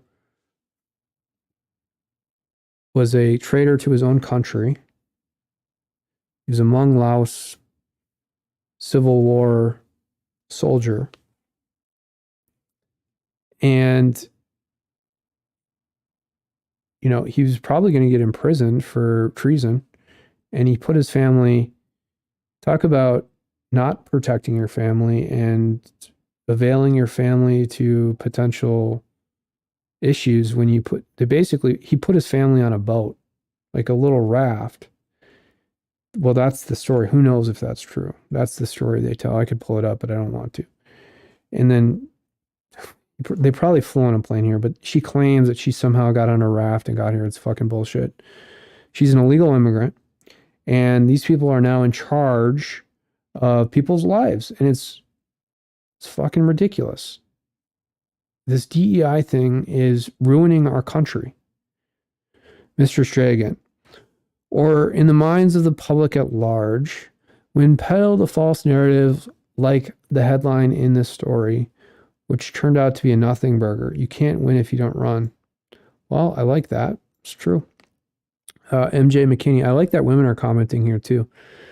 What's the false narrative? The headline says it's usually men running for office in Stillwater, and that's what the story says. Mistress J, Sir, implies that historically traditional gender politics are in play.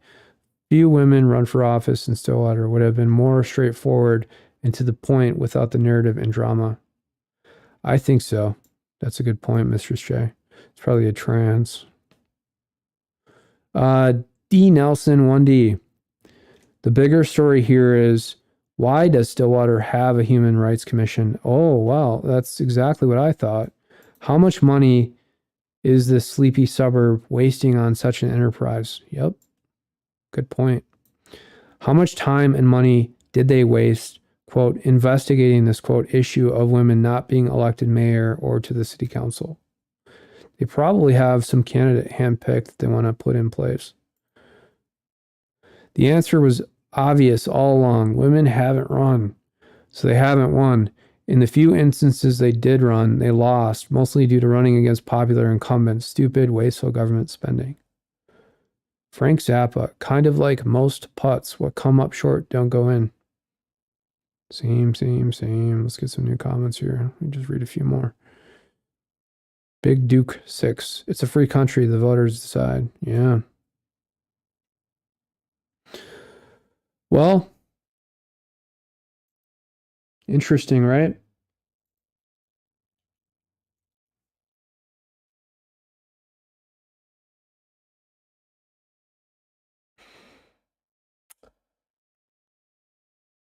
What else? What else? We don't have anything else. We don't have anything else. I will see you probably tomorrow morning. I'm going to stream.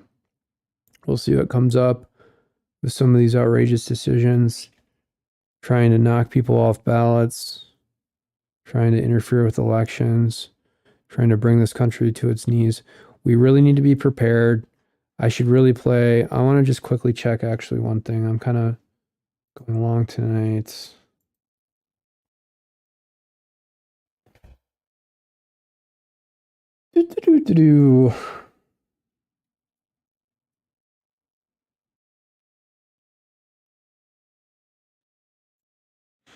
Well, let's watch this video quick.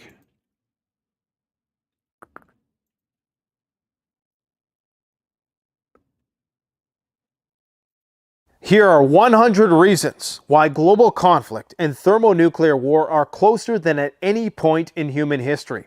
My friends, I implore you to kick back and buckle up, because I'm going to be presenting this information to you in a way today that is going to give you... I want to know if this is Canadian Prepper's own little prepper situation, because he's got a ton of inventory in the background, or if he's actually selling these products, or if this is a local business. I have no idea. Clear perspective on the imminent dangers we all face. And I assure you, if you or anybody else who watches this is under any sort of illusion of the gravity of the situation in terms of the specter of nuclear conflict looming overhead, this, I hope, if this doesn't do it, I don't know what will, but it's going to completely dispel and deconstruct any sort of normalcy bias you might be stricken with. And it's important that we take this 30,000-foot view every once in a while, because if you're like me and you keep pace with the day-to-day media cycle, you don't see the big changes because you're so incrementally close to the problem. But I'm going to put it all out there on the table for you today. The following has happened in just the past 20 months. Most of this has happened in the past year. None of this was the case 2 years ago. Are you ready? Are you sitting down? Let's get to it.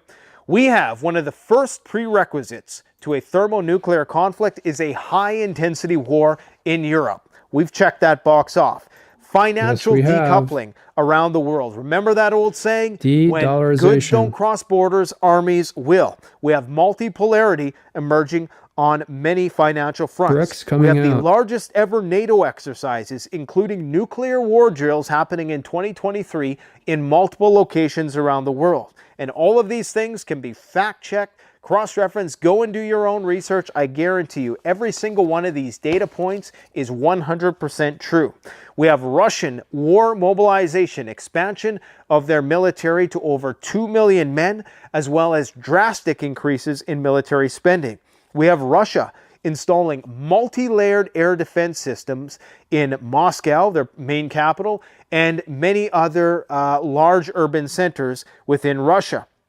This is all new, okay? Just last year, if people would have heard about that, people would have been panicking because they would have thought that this meant that nuclear war was imminent.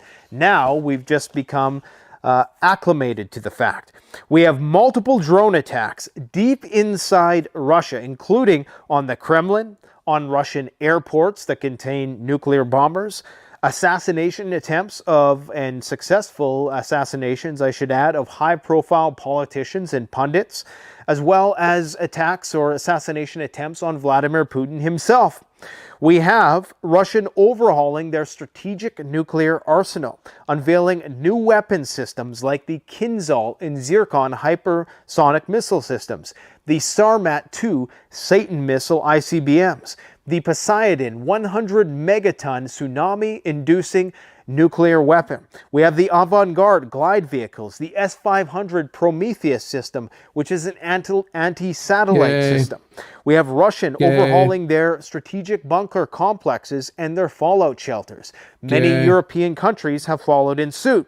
We have North Korea recording record missile tests in 2023, as well as a recent successful intercontinental ballistic missile test. We also have North Korea's mass proliferation, first ever full-blown nuclear war drills taking place in Russia the other time post-2023. But because we've become so acclimatized to the current state of things, it's not a big shocker to people. I don't think that's a word. It should not be understated, okay, that NATO-backed groups have invaded Russian territory this year.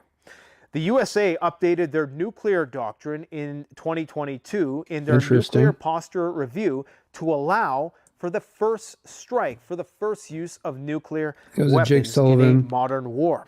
We also have the abandonment or suspension of any and all nuclear treaties. That is completely insane.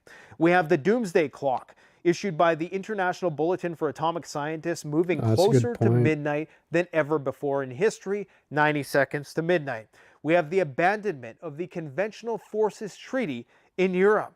We have Germany remilitarizing the Baltics in response to this. For the first time ever since World War II, German troops are going to be on Russia's border. Unbelievable. We have Finland this year inventorying 50,000 nuclear bomb shelters.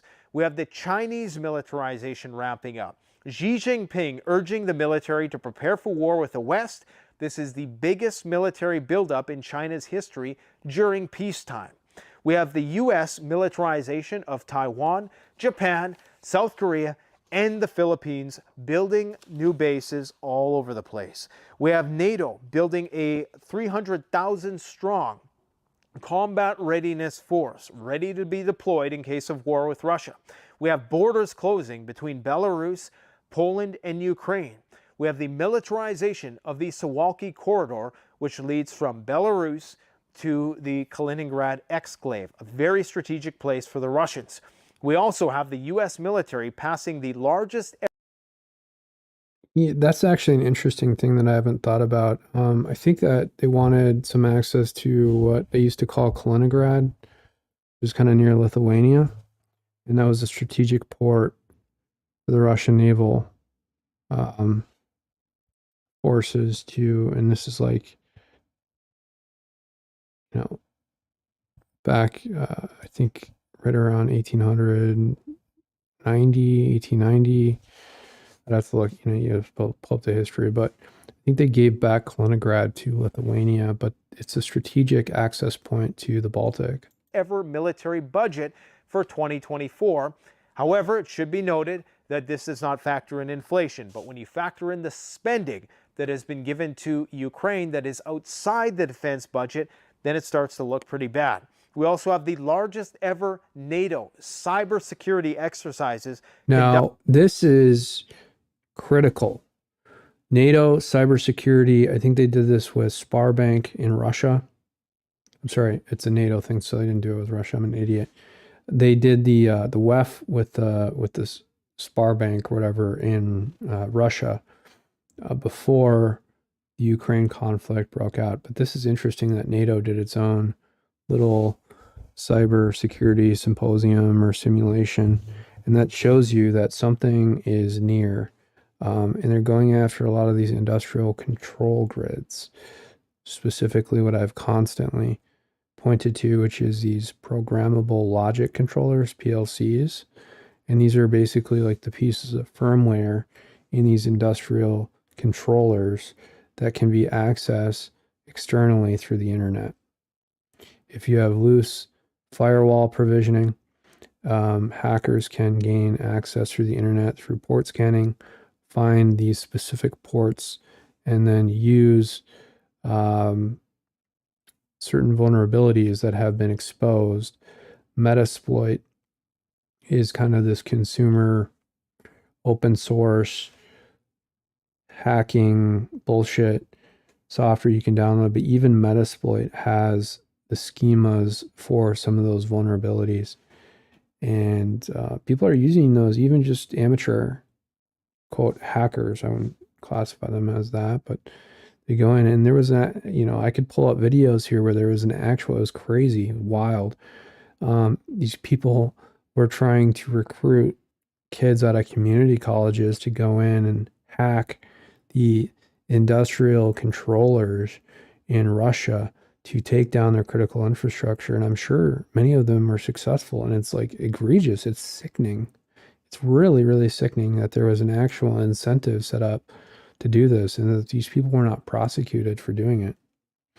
But the fact that he's talking, Canadian Prepper is talking about a NATO cyber simulation is important, because I think what I've constantly harkened back to is I think that this country, a lot of this needs to be exposed before 2024. And we're a couple days away right now, but certainly as soon as possible in 2024, because everything is building towards this election in November. It's very, very important. Speaking of cyber attacks, widespread cyber attacks on critical infrastructure across numerous countries around the world. We have all countries, Russia, USA, NATO, North Korea, running nuclear war simulation exercises in 2023. We have a 100,000 troop strong nuclear exercise run by. Well, here's the thing too, is like, what is one way to control a nuclear arsenal of a different country is to somehow try and exploit cyber vulnerabilities in the same way that the NSA was able to hack into the Siemens PLCs, or programmable logic controllers, to take out the uranium enrichment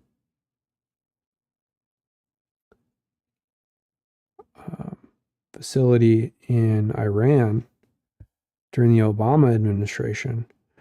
And they kind of fit together. And I think that's one, I'm sure that all that stuff is extremely secure, right? It's probably air gapped, it's off the internet. But you wonder if there are some vulnerabilities there. You really do. And you would think that they would try and at least probe to see if they could disable some of the devices associated with launching any of those missiles. That would be kind of like a first line offensive measure taken. NATO called Global Thunder just a few months ago. Absolutely insane. We have travel advisories to Russia and the USA issued quite frequently. We have the Serbian war threat heating up this year, and of course a possible So they talked about the Serbian situation, and we had a bunch of NGOs and the State Department come out opposing what happened there with the populist regime winning the presidency in Serbia. And of course, they're not challenging that election and saying it's unfair. So who knows? I mean, we could have the State Department stage a coup. coup color revolution attempt in just the That's past exactly week alone. what the We have Canadian prepper Russia just loading said. its doomsday seed vault this year. These are all videos that we've done throughout the year. Okay. We have So nuclear. Russia has its own seed vault. I didn't know that. I think there's a seed vault in Norway. Put them in caves. It's all very well organized, administered, automated. Sensors being installed throughout Ukraine by the US government in order to detect if there was ever a nuclear explosion. We have nuclear personal protective equipment distributed and training, I should add, to Ukrainian and Russian militaries respectively in 2023. We have increased sightings of Vladimir Putin in close proximity to the nuclear briefcase, as well as Joe Biden. This has become more Well, that's speculative. I think it's always nearby. visible recently.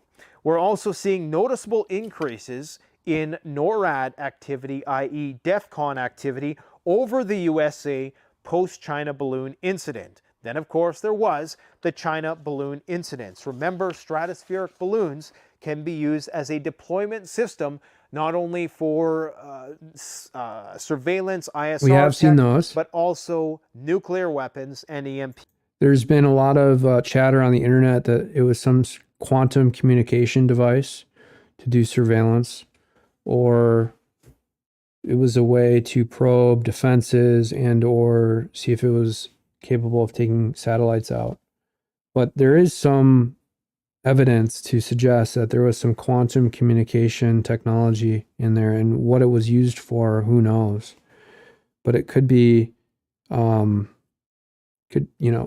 it was over military installations, particularly bases capable or having a nuclear arsenal, I mean, who knows? It could have been a way to not only surveil, but target those facilities in a way to disable them in the event of an invasion. God forbid, of course. Weapons. We have China's nuclear proliferation goals. They want to achieve parity with the Russians and the United States. We have drastic increases in military spending by all countries in the world through 2024. That's true. We have gunpowder shortages and shortages of conventional munitions. So yeah, this is another interesting point that the Canadian prepper brings up, which is that we have this huge shortage now of conventional ammunitions. And why is that? We're giving everything to Ukraine, and now we're also giving stuff to Israel. And our inventories have been so depleted that it's hard to understand exactly. We have a huge arms industry in this country, but the economy is totally fucked. So, what are they, it's interesting. It's going to take probably 2 years to replenish a lot of the ammunition that was spent in Ukraine, a lot of those shells, tank shells, the missiles that they're giving. Plus, there's also talks now of these drones that the Houthi rebels are flying out to attack commercial ships, vessels passing through the Suez Canal near Egypt and up in that Middle East area from Yemen. Those drones are, a couple $100. And then the missiles that the U.S. Navy is firing are upwards of $2 million a piece. There are talks that some of the missiles are $200,000. Regardless, you can see the cost benefit isn't working out, and there needs to be a different, more economically viable solution. More importantly, whenever you want to disable an adversary, you want to go after the head of the snake, right? So you'd want to send a team in of Navy SEALs to start taking out the leadership in the Houthi rebels. But we don't have the willpower. And why is that? Why isn't Biden doing something about that? There's several options available to him, not military force, but even diplomatic actions. Not necessarily sanctioning Yemen. He doesn't want to do that because he doesn't want to piss off his pro-Hamas, anti-Israel voter base. If I was Biden, I would try and do it diplomatically by offering carrots in the way of certain incentives to Yemen to mitigate this Houthi rebel thing. But the other thing is Yemen, they it's always been a rogue state that will only take orders from the State Department, from the US, if certain things are set up and they're making money or something. And, it's like, why isn't Yemen? Yemen obviously wants the Houthi rebels to exist. And I think you need to find out why. Because they're going to continue, because they obviously want these rebels sending those drones out. Maybe they want to control oil or something. I don't know. This all increases. Maybe they're sponsored by Russian proxies. And the drones are delivered by arms dealers or brokers associated with Russia. This is the likelihood that countries will resort to the use of nuclear weapons when they have no other option. Probably Wagner mercenaries that have been converted.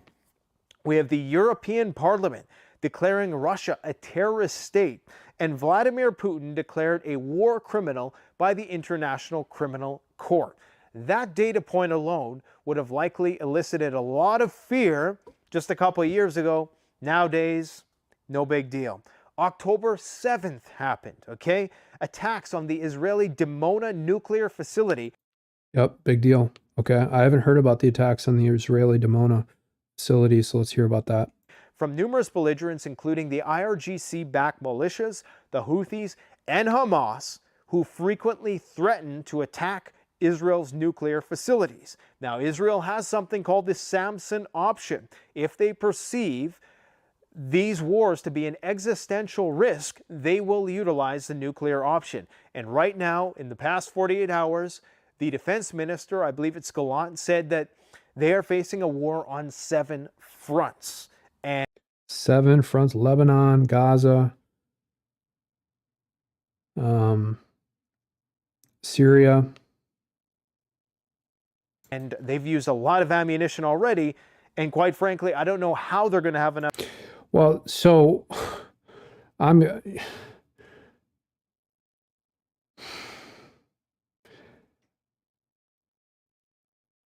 it's ammo to fight all the people that they're going to need to fight. We have numerous. I mean, it might come to a point where you just move Israel, move it to Africa. Drone attacks on without using nuclear weapons, that is. Numerous drone attacks. But this has all been prophesized that a lot of the pressures will culminate in Israel. So on Russia's nuclear triad, okay? This data point alone should have brought us to in the area of Armageddon in Israel. The brink a long time ago. We're talking about attacks on Engels Air Base, the destruction of nuclear-capable bombers, warships, and submarines. I think that's an exaggeration. I haven't heard that. The deployment by Russia of MiG-31s armed with nuclear-capable Kinzhal missiles to the Black Sea, all new in the past few months. The collapse of the grain corridor. People forget that. I mean, it's so easy to forget, right? When so much food prices have skyrocketed. Complete collapse of the grain corridor. We're in the breadbasket here, and food prices have skyrocketed. The Russians are mining the Black Sea. Russia brought down that U.S. drone last year. We also have the UK preparing to send warships into the region to police the grain corridor, if they can make it through the Bosphorus Strait. We have the USA to stop importing nuclear fuel from Russia in 2024. This is why they ordered triple the amount of nuclear fuel throughout 2023, because they know they're probably going to be going to war with Russia in the future, and they got to get that nuclear fuel because it's a special kind of fuel that the nuclear power plants in the USA run on. We have NATO sending. Well, that's actually a good point, where I've heard a lot of maintenance issue with these power facilities. Even the nuclear facility in Red Wing, which is somewhat close by, they had to shut down, but they didn't want to tell anybody. So for 3 weeks, and finally the mainstream media here, the local news, came out and said that there was an issue with like a water pump. I can't remember exactly what it was, but it was kind of like a minor maintenance issue. If you think about the fact that this is a nuclear power facility that should have backups of backups of backups of everything. So 4 parts of everything in the event that something goes down. And, they can't even get parts. And it provides power for a huge number of people. And apparently they had some redundancy, so they were shifting and routing different power sources. But there's so many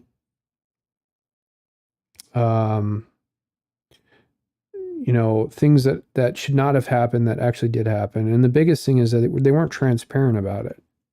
Patriot missile systems, HIMARS, tanks, nuclear-capable F-16s and long-range cruise missiles, as well as Well, so that was a huge escalation, sending F-16s. I didn't even know. I knew that Zelensky came to Congress asking for them during the summer. I was unclear exactly of when they were delivered. I didn't hear anything, and maybe there was a bunch of articles about it, extensive reporting on it.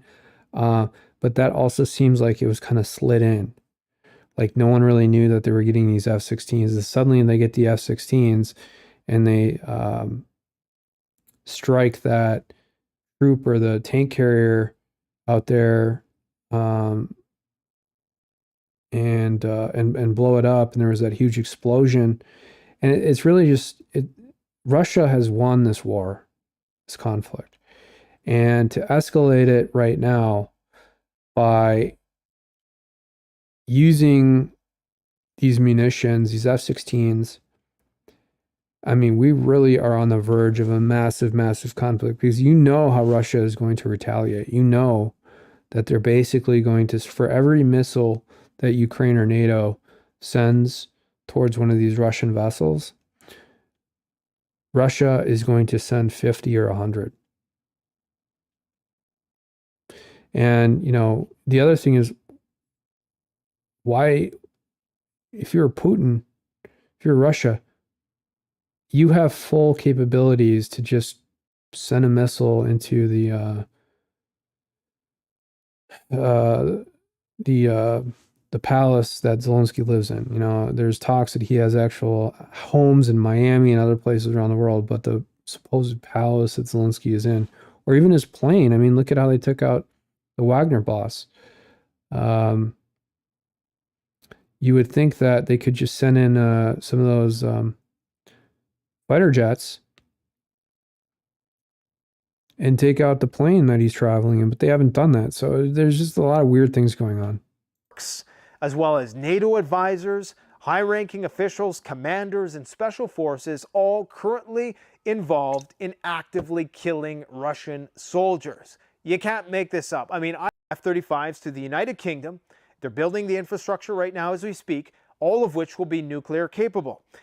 Multiple aircraft carriers simulating blockading the Gulf of Finland and the Russian exclave of Kaliningrad. This is just crazy. We have Russia now consolidating their military under a new command around the St. Petersburg region, and they've now begun militarizing the border with Finland. We have the first ever touchdown of a stealth bomber in Europe this year. Well, that was because Finland has, I believe, officially, I'll have to pull those up, but I think they have expressed their intent to join NATO. And Sweden, I think, got its final vote confirmation from Turkey, so it was unanimous, and they're able to join NATO. And since Finland will also join NATO, Russia is talking about setting up this blockade, right, in the Gulf of Finland.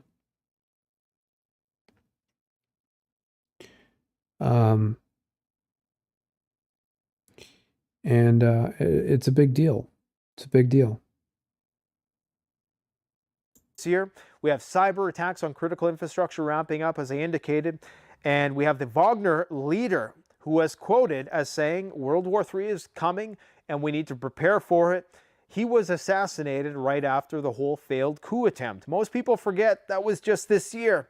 We have UK and German military commanders both announcing preparations for a direct war with Russia. Germany saying they may have to declare a state of emergency. We have tensions between Moldova and Transnistria intensifying. Remediation ramping up, not only in terms of the BRICS rhetoric, but in a very quantifiable, measurable way. What more to say? I don't know what more to do. Just a heads up, here at Canadian I also wanted to see Hi, folks. Canadian. one other thing here. 12 hours ago, it's never seen anything like this before. It's off the charts. All right, so I didn't want to make this video, but here we go. This is getting very scary. You guys know where I stand in terms of the implementation of draconian, centralized power structure, uber government measures in order to mitigate global crises. I'm not a fan, okay? I've made that abundantly clear throughout the pandemic. Everybody knows where I stand by now with respect to that. I'm not making any prescriptions in this video for energy and this shift that we're about to experience, and a lot of people are not ready for. And again, I'm not making any prescriptions in this video. I am trying to make this as apolitical of an appeal as possible, as a gun-toting prepper who also, you know, is with respect to the wind chill factor. That is what is typical. And then maybe you pepper throughout some warmer days, some centralized government buffoonery that seeks to tackle this issue by increasing our taxes or... So Canada's already been captured. It's a conquered corralling us all into 15-minute cities or any nonsense like that. Okay, I understand the dystopian future that we all fear as self-reliant. So, you know, someone who has a healthy persecution complex, I find a lot of this to be exaggerated. Individualistically minded people is being confined to a certain cordoned off region of a urban metropolis, which is, you know, high-rise There is something happening though, and people can feel it. And we own nothing, and we're all supposed to be happy about it. That's probably I don't think for it's 90% of the population. Again, I think that's already been destroyed. That whole doctrine coming from the WEF that we're going to have some sort of like centralized government come in, and that everything will be taken from everyone, and that we'll have to live under the CBDC, the Fed coin or whatever it might be. It's all kind of exaggerated. I know they're trying to bring it in slowly, but that's how these institutions operate. It's going to be very, very slow, and then suddenly you're going to have like a massive change. But I think some of this is exaggerated. And with respect to the WEF, that's been blown to pieces. That's been blown to pieces. If you just read that's why I read the comments in all these articles, because you'll have a senator who's, you know, in the back pocket of a billionaire, like someone who's involved with the WEF, Amy Klobuchar, say something in order, basically a mouthpiece for the WEF, Amy Klobuchar is, or some of these billionaires like George Soros. And you read the comments and they're completely contrary to what, and they expose exactly the underlying, the back channel communication, all that bullshit. So I think people are awake, and this whole doctrine that Klaus Schwab or whatever that's been fully exposed many times over has been utterly shattered. So I don't think we'll ever get to that point, actually, and that's a very positive outcome. It's not going to work for preppers and survivalists. However, we need to, at some point, acknowledge the obvious. And I also want to say that it's important to be vigilant as well, and not necessarily say that something is going to be, you know, you got to view it from a probability scale, but it has been shattered. That's the point I was trying to make. In the room, that this can be an apolitical issue. Unfortunately, with the left, they always come with some sort of prescription on what you have to do. You have to start, you know, lowering your carbon footprint. And of course, we're always being told this by people who have immense carbon footprints, right? Hypocrites. And on the right, any attempt at even acknowledging the fact that this is kind of an echo chamber.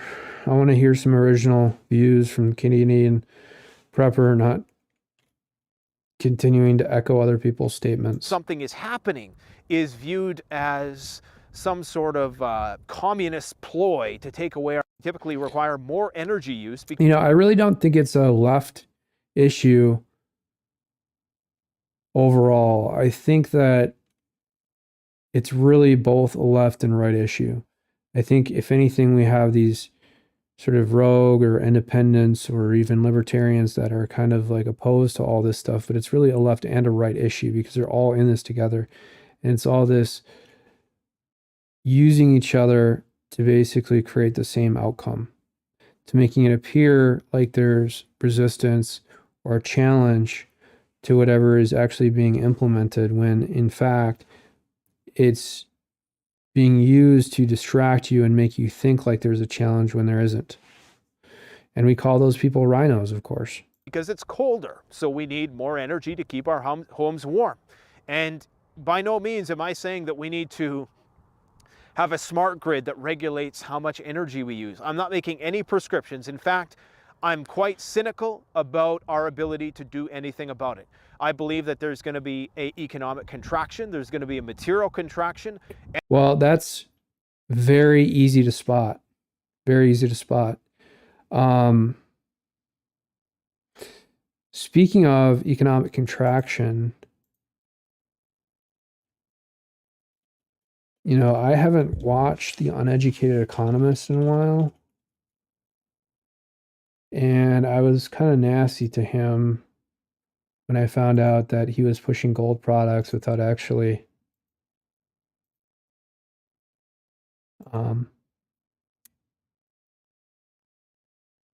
being transparent that he was being paid to do it. And I was actually trying to help him because I didn't want him to get in trouble. And it worked, actually. So I'm glad I was able to help. But I didn't mean, I actually like listening to his stuff. So let's watch. Just, this is the latest. Good morning, everybody. Uneducated. And The Uneducated Economist, Simon, he does these little videos from the car, either in his driveway or in the parking lot where he works at a lumber yard. And wow, 132,000 subscribers, 10K views. Wow, that's a lot.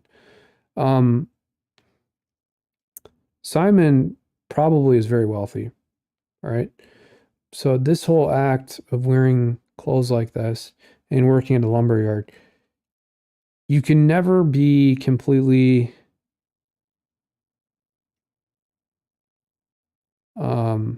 sure that this is an actual representation of Simon, in that, you know, Simon could be extremely wealthy. In fact, Simon could be a millionaire. You never know. Like, I know, I have family members who are probably the hardest working people that I've ever met in my life. And I've met a lot of people. And you know, sometimes they're schlubs like this, right? But they're extremely wealthy. They don't care. And some other guys I know around here that are extremely hardworking and massively wealthy, and I'm talking massive wealth, like $400 or $500 million. They'll show up, they'll fix shit, they'll do plumbing. They know how to do everything. And like the Scandinavians around here, the older guys, who, like the Swedes, they come around and they're worth at least $200 million, right? And they own hundreds of properties, hundreds, probably close to 1,000. Well, I'm exaggerating. And they'll show up like a schlub, you know? I mean, wearing clothes like this, dirty. They'll put their hands in your toilet and fix your toilet for you. They don't give a shit. They want to help people. But they also believe in structure and society. Like, you have to work, you have to pay fees to live, capitalism, yada, yada, yada.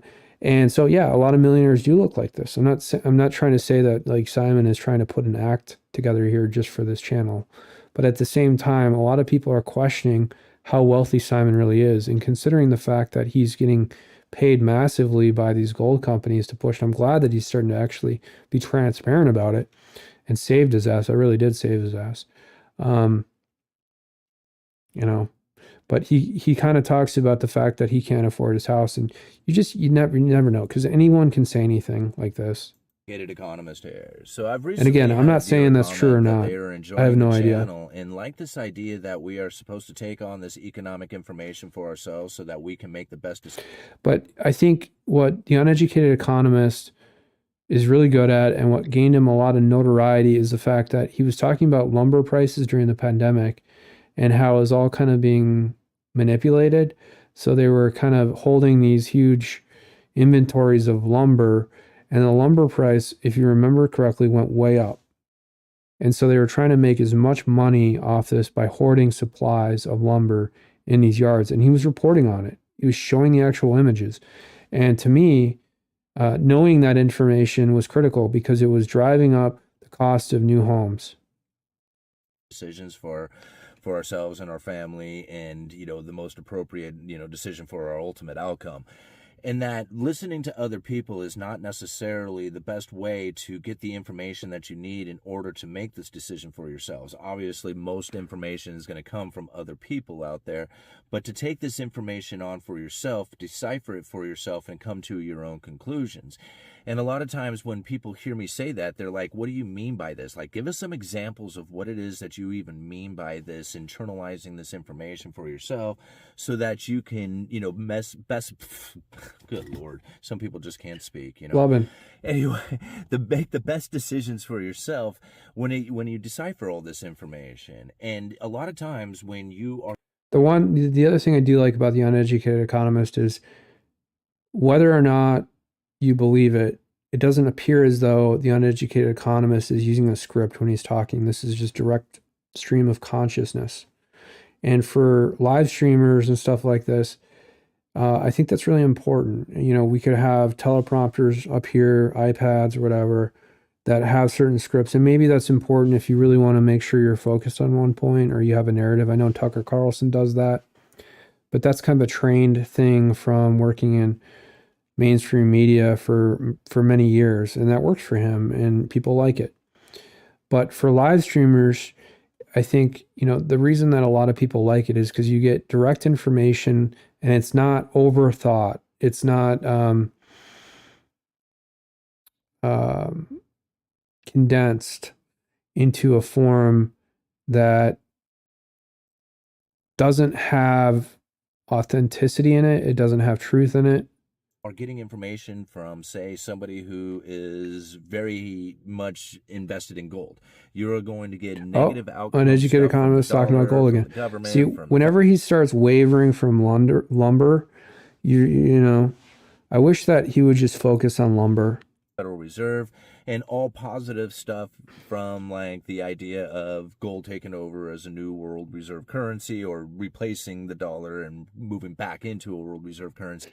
I don't think having gold as a reserve currency is the answer either. I know that was the original way our banking system was apparently established, where you could literally go in and call in your gold and you could get that amount given to you. I don't think that is that's a balance, I guess, against a central bank digital currency, a CBDC, from being issued, but I don't know if that's the answer either. In fact, I don't even know if we'd have enough gold, and it would turn into the same fractionalized banking system that we ultimately have now anyways, because then they would just say you would get a percentage or a ratio of the gold, and therefore it'd be turned into the same system that we currently have. Therefore making everybody who's holding gold ultra rich, right? So there's these like major differences. So the uneducated economist is making a bunch of money off these gold deals because he continues to obsess about it. And that's exactly what turns me off, and that's why I'm not going to watch any more of this. Just talk about lumber, bro. Energy is going to become more scarce, and the consequences of this disequilibrium are going to... The artificial... affect everybody in terms of inflation. Scarcity of energy is going to be a major, major issue. I can tell you that for sure. And it already is. People can feel it. In terms of increased wars for more limited resources, refugee crises, civil unrest, civil war perhaps, economic contraction, the whole 9 yards, it's all going to affect everybody, and there's not much we can do about it. Okay, so the Canadian prepper here, and I get that we're kind of in this gap with Christmas and New Year's, and we always get bullshit like this, but it seems like the Canadian prepper is getting a little bit desperate here and just perseverating on the same issues. Persistence of these abnormal weather patterns and the reluctance of some people I don't to know. The abnormal weather patterns are clearly manipulating the environment to some extent, but then when people start talking about it like chemtrails, you're like questioning their sanity. And some of those documents about cloud seeding, and they've come out, and it would be really interesting. And I know that they've obfuscating some of the responsibility, like Bill Gates funding these NGOs that do some of the cloud seeding. But it's kind of interesting because you have seen some change in the environment. So the same people who are talking about climate change are the ones who are trying to accelerate climate change or control agriculture. And you're seeing that more in the Midwest now. Obviously, I think Bill Gates bought a bunch of farmland in North Dakota, and there's been local resistance to this. The Chinese are also trying to do the same thing. They're trying to buy them in adjacent blocks of land together so they can then build major complexes and farms and so on. And I think Bill Gates has just introduced a new system with artificial beef in North Dakota. I should really do a deep dive on that, but why are they so obsessed with controlling climate and food? acknowledge that shit's changing. Now, again, you can acknowledge that things are changing in which you are going to have it possible, okay, to be both. Hi, folks. Well, the Canadian prepper is speculating that we're going to have a full-scale war in 2024. We already have, I don't know, a full-scale world war. Okay, world war. It's 50-50 at this point. And the same people who are being persecuted now are the ones who are going to be thrown on the front lines. Isn't that ironic? And it's those same people who have no willpower because we've been so persecuted. So we're not going to actually do anything because we don't believe in the ideals that these supposed countries stand for, because we've been, terrorized, tortured, inflicted with incredible harms. And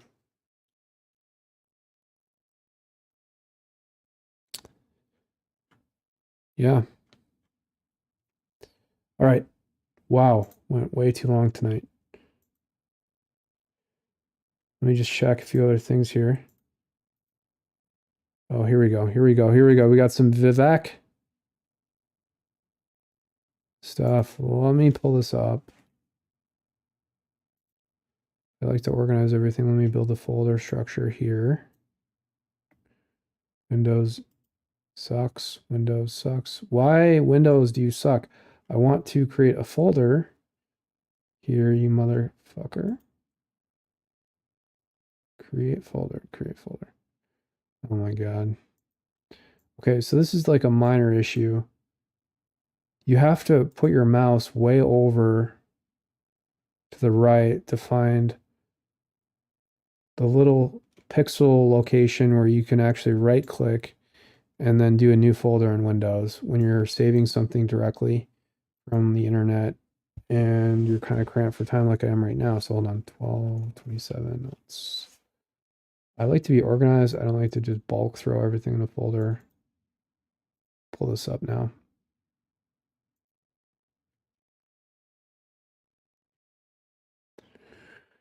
Vivek Ramaswamy.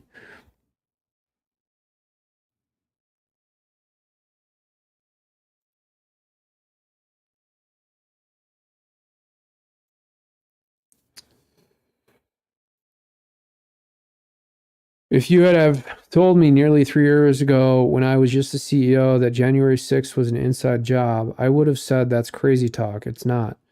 There is now clear evidence that there was, at the very least, entrapment of peaceful protesters similar to the fake Gretchen Whitmer kidnapping plot and countless other cases. The FBI won't admit how many undercover officers were in the field on January 6th. Capitol Police, on one hand, fired rubber bullets and explosives into a peaceful crowd who they then willingly later allowed to enter the Capitol.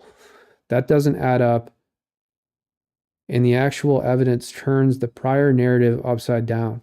If the deep state is willing to manufacture a, quote, insurrection, unquote, to take down its political opponents, they can do anything. Once you see it, you can't unsee it. Now,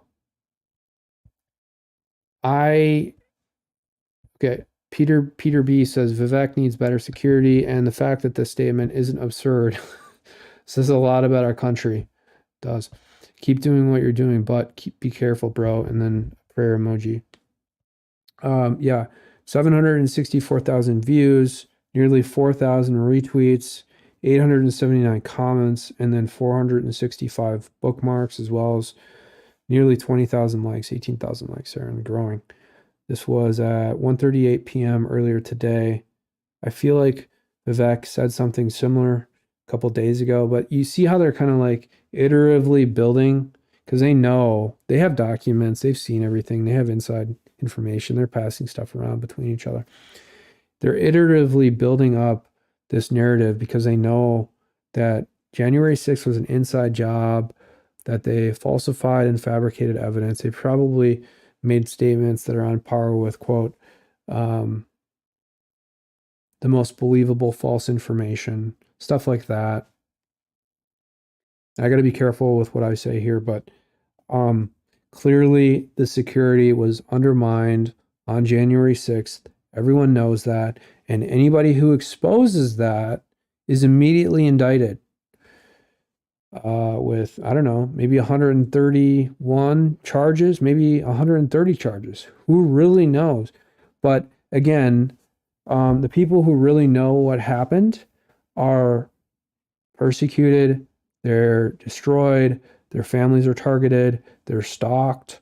And this has been, of course, my life for the past 10 years, but it certainly accelerated after January 6th. And if I make any statement that acknowledges some of the information regarding how security was undermined, boom, they'll come after me. So I got to be very careful. But yeah, Vivek is right. And it's not just the FBI and Capitol Police that had informants and had basically agents in the crowd that were agitating. We're not just talking about what's that faggot's name? Sorry, what's that fucker's name? Dude, I can't believe I'm forgetting his names. J6 guy who I can't believe this. Ray Epps, that's right, Ray Epps. We're not just talking about Ray Epps. We're talking about other people. It was an inside job, okay? I'll just say that. And let me pull this other banking crisis situation down here.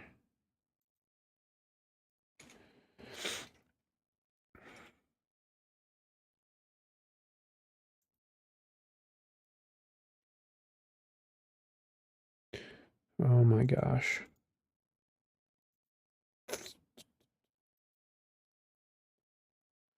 Vivek.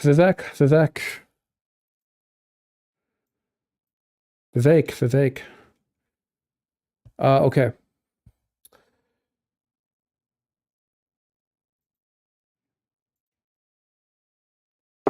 Banking crisis incoming.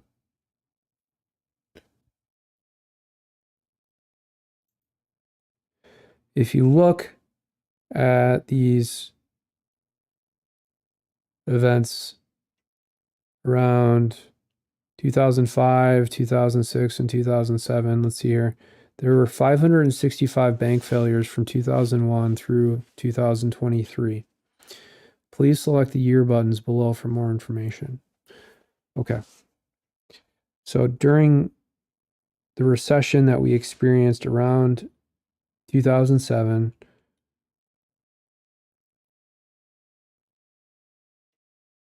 total assets in millions, so $373 billion is the green assets line, and then we have bank failures as the red line. So if you take this to 2008, we had 140 bank failures, and in 2009, we had 157 at the peak bank failures. And then was it Paulson, who was the Treasury Secretary at the time, who I believe worked at Goldman Sachs.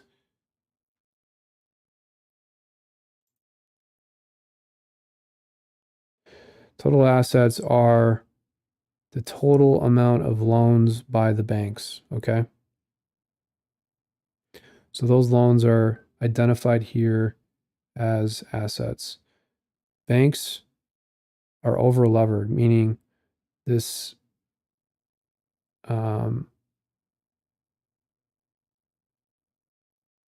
fractionalized lending practice that banks have engaged in is coming to an end.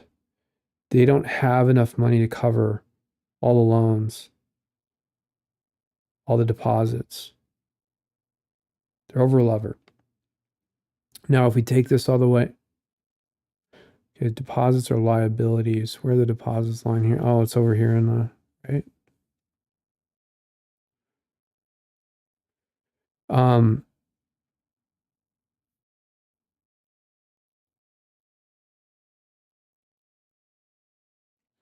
If you take this to 2022, right? So from a banking balance sheet perspective, loans equal assets and deposits equal liabilities. So I was trying to look at the line here for the actual liabilities, but we have basically this green line is the sort of the assets as identified by banks and balance sheets that are the loans that they have lended out to individuals or businesses, right? And here in 2022, now we're starting to see bank failures go up again. But what's most striking about this whole situation is almost a vertical line, this green line, way up to 548 billion, I don't know, trillion. This spike in assets means that the banks are over leveraged. They're trying to crash the current paper currency to usher in a CBDC. Yeah, that's true. So they're trying to crash banking right here. This is exactly what this is showing.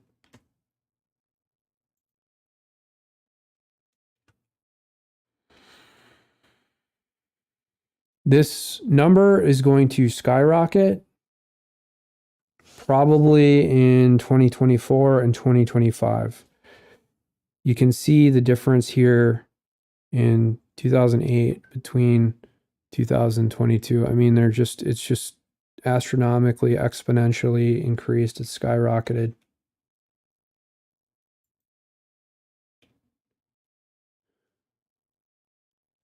So in this view, in the rectangle here, you can't actually see the number of banks that are failing in 2023.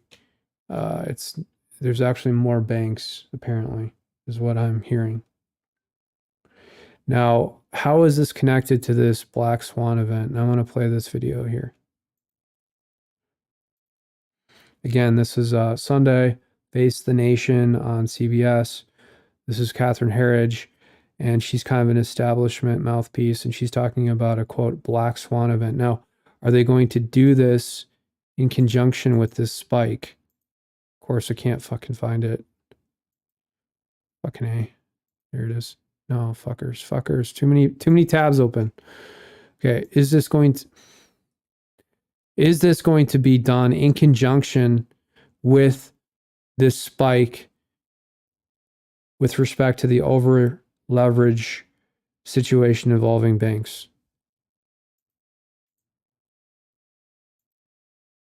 2024 may be the year of a Black Swan event. This is a Oh, I see. Okay, I'm fucking... It's off the screen. That's why I'm an idiot. All right, let's zoom this out a little bit. Sorry, I apologize. I'm an idiot. It's because I was reading something else and I wasn't looking at the stream presentation. So here is where you see this huge spike, right?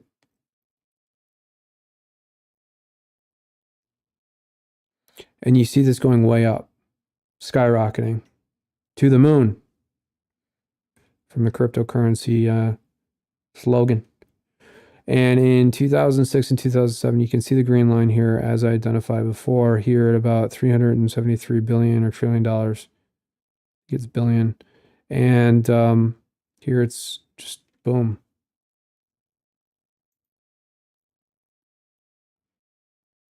Okay.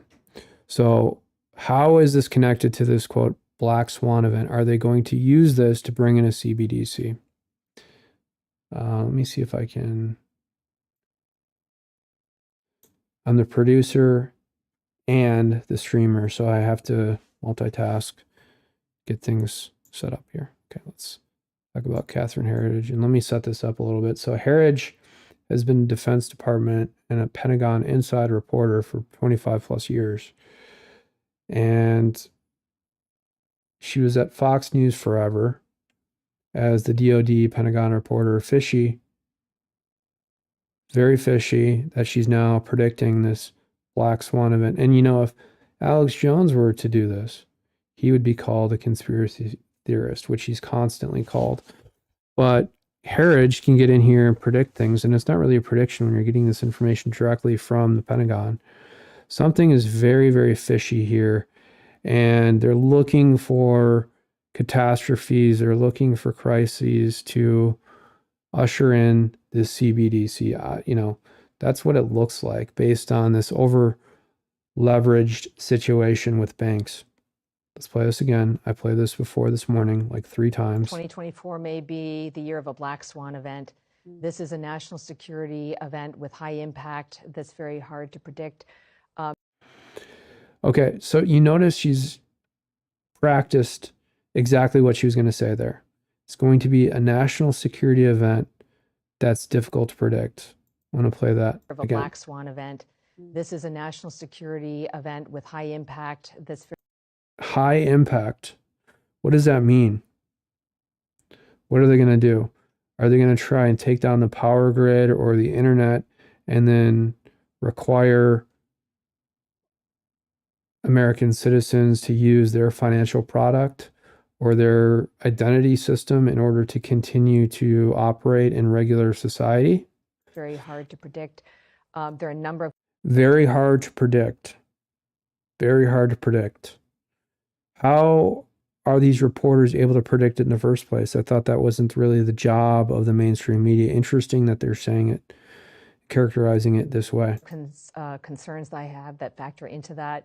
Not only this sort of enduring heightened threat level that we're facing, the wars in Israel, also Ukraine. And we're so divided in this country in ways that we haven't seen before. And I think that just creates. Well, so that's true. So this division that's intentional and deliberate is probably creating a situation where we're close to a civil war, as we have been in 100, what was it? The Civil War was 1868, so like 150 years. Fertile ground for our adversaries like North Korea, China, and Iran. China. They're going to blame shift something.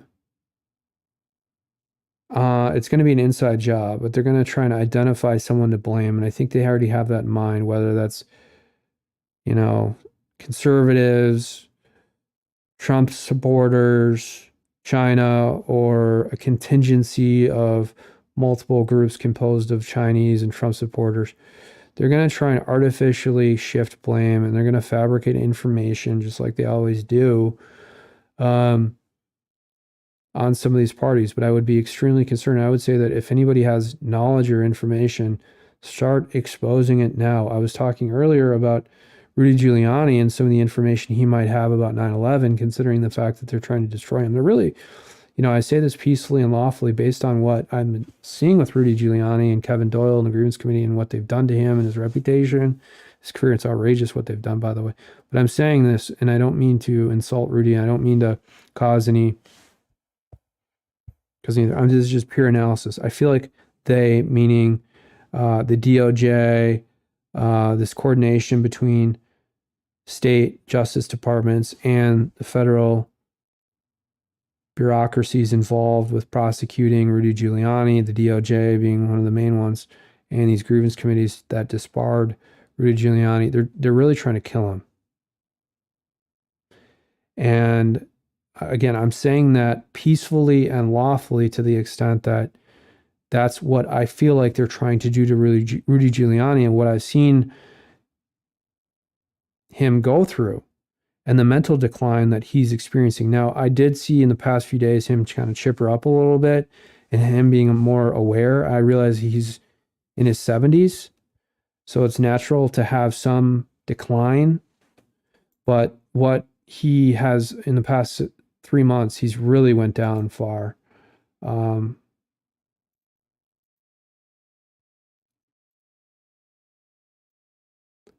Show this. Let's get rid of some of these tabs.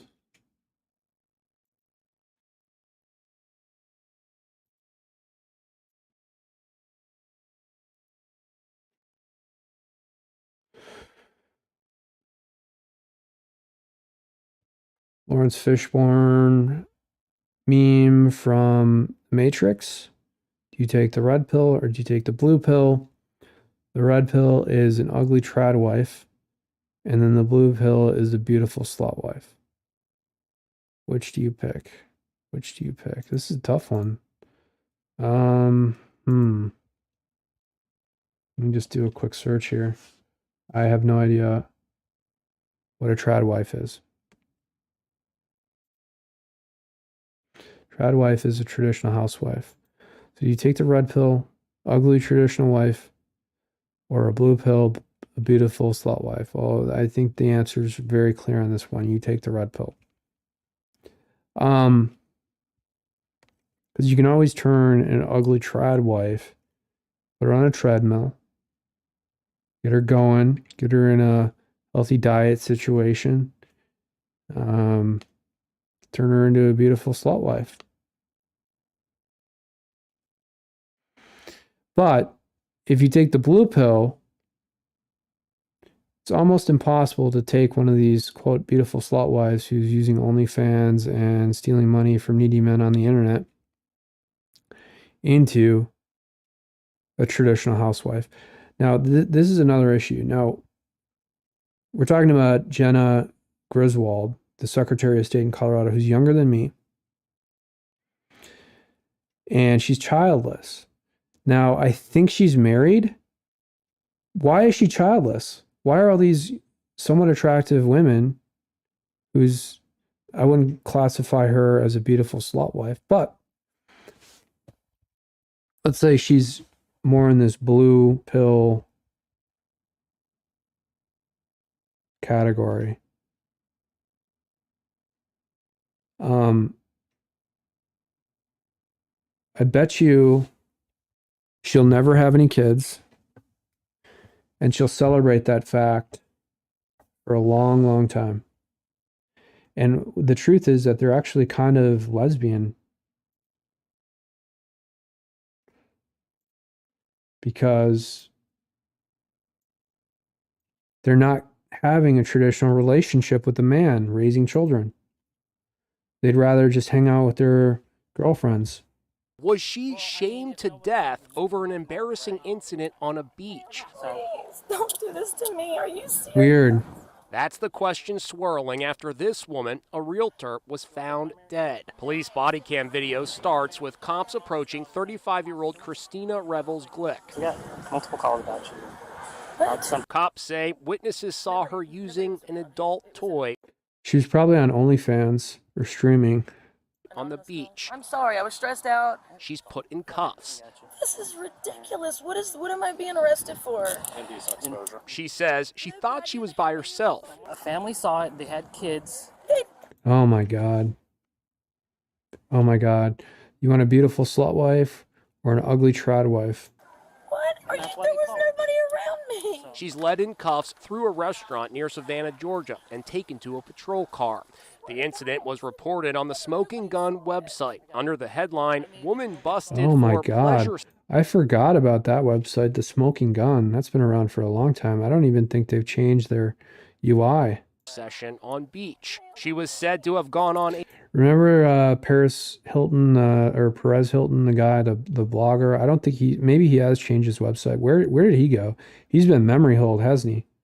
A downward spiral following the report and ended her life. According to the coroner's report, the cause of death was gunshot wound to the head. Oh no. Oh no. Oh God. What happened here? What happened? Something strange. I mean, I guess the official report probably is that she, unfortunately, and God bless her, committed suicide. But there's probably more to this story than anyone knows. I mean, it is strange. You would think that this would just immediately happen following just a minor arrest for indecent exposure. Now, she shouldn't have been doing what she was doing, clearly, in front of a family, but it did seem relatively minor.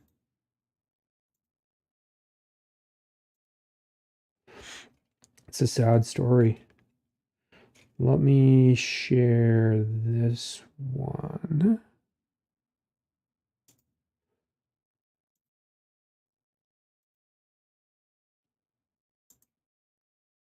Damn.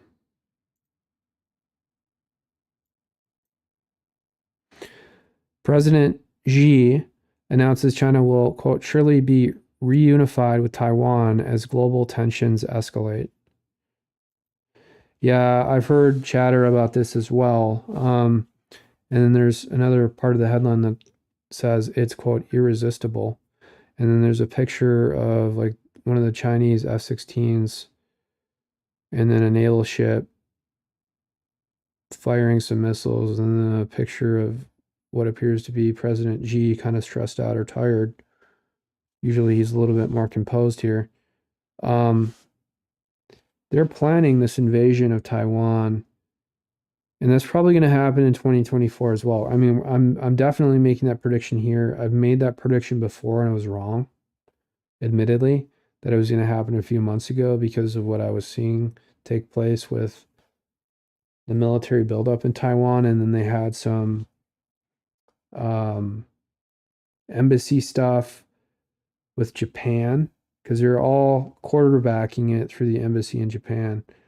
And they had a bunch of Democrat governors go out there as kind of cover for some economic exchange or relationship with Japan, but in actuality, they were planning out how to counter this invasion with Taiwan. And that's typically how they do it because, Governor Walz from Minnesota, who is heavily involved in the National Guard in Minnesota and like the regional command of the National Guard, because they're trying to turn it into more of a federal force, even though it's operated by individual states. I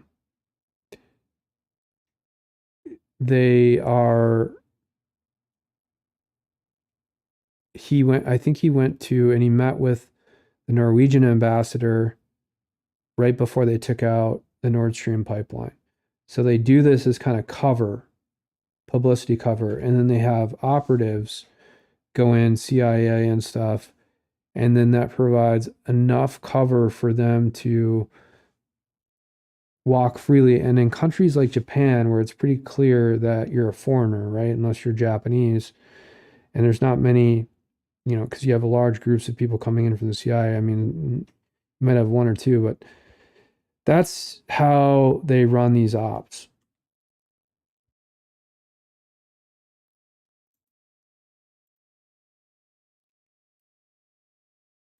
Okay. I got to get rid of some of these tabs, sorry.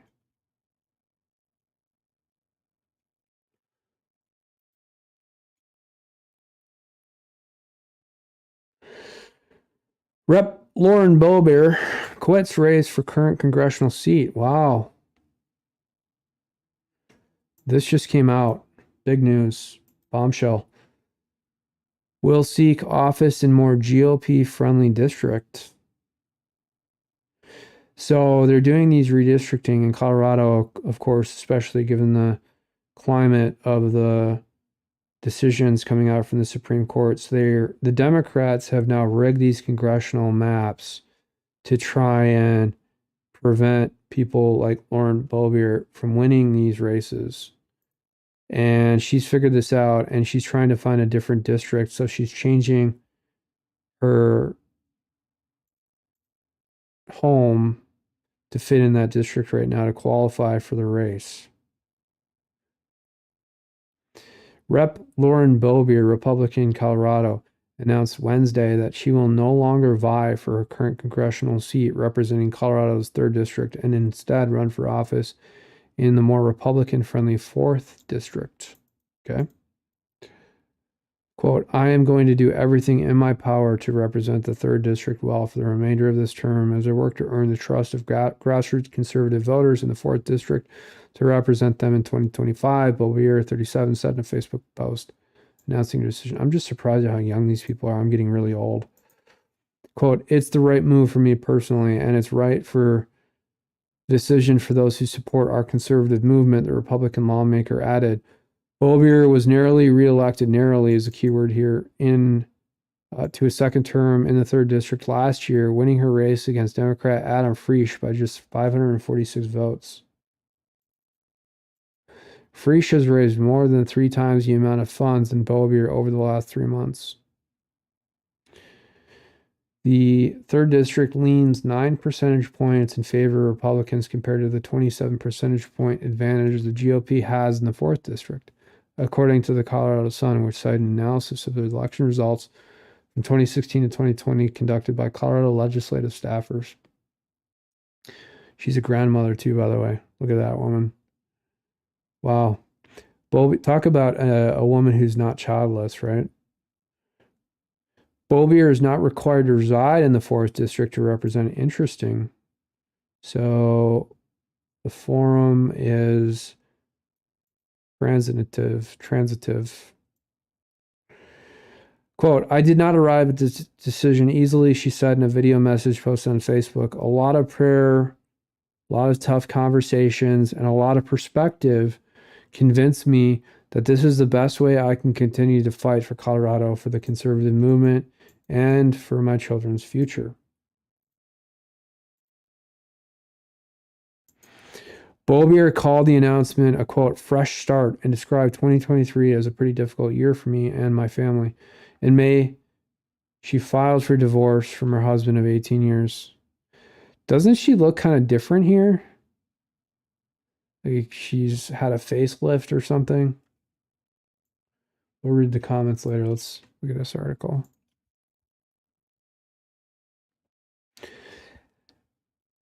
Oh, wow. So this just came out too. Nikki Haley slammed for not mentioning, quote, slavery as cause of the Civil War in word salad answer during town hall. What does this tell you? They're priming the pump. They're doing some predictive programming for the coming Civil War in 2024. That's the only thing you can kind of surmise from this. We'll read the comments later, so let's watch this.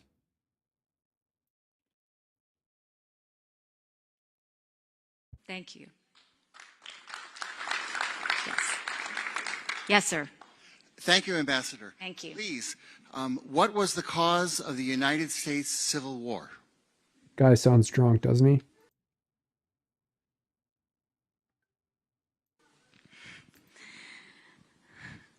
Well, don't come with an easy question or anything. I mean, I think the cause of the Civil War was basically how government was going to run, the freedoms and what people could and couldn't do. What do you think the cause of the Civil War was? I'm sorry?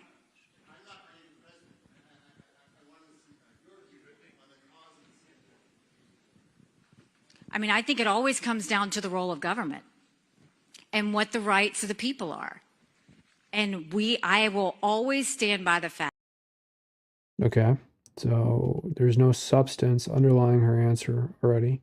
And maybe she's tired. Give her the benefit of the doubt. that I think government was intended to secure the rights and freedoms of the people. It was never meant to be all things to all people. Government doesn't need to tell you. So I haven't fully understood the answer yet, but what I can gather already is that Nikki Haley is saying that the government was the cause of the Civil War. You how to live your life. They don't need to tell you what you can and can't do. They don't need to be a part of your life. They need to make sure that you have freedom. We need to have capitalism. We need to have economic freedom. We need to make sure that we do all things so that individuals have the liberties.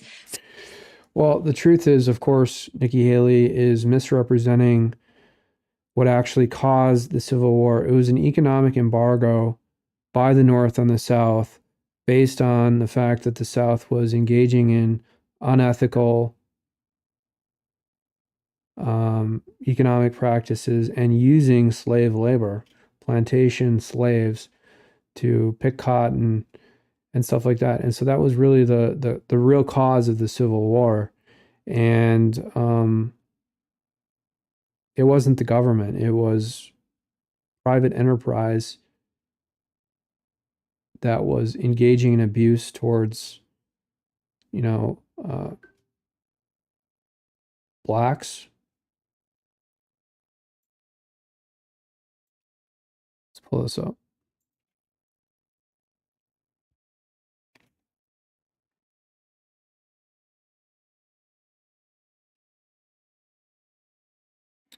I think this is Laura Loomer. So the headline here is fucking A.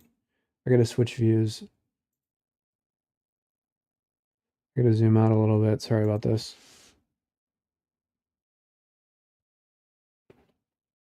Also because my eyes suck.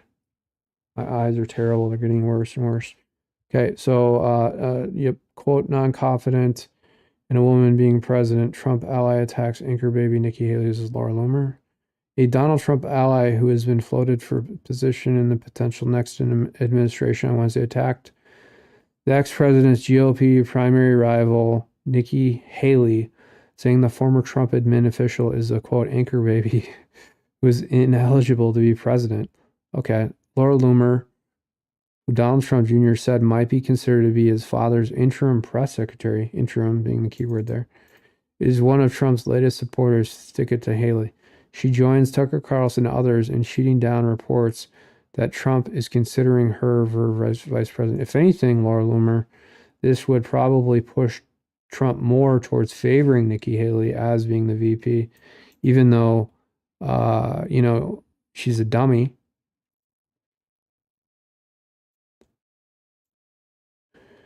Loomer argued on Christmas Eve that Haley was an anchor baby who is unqualified to be president. She is an anchor baby. Let's look at the actual tweet.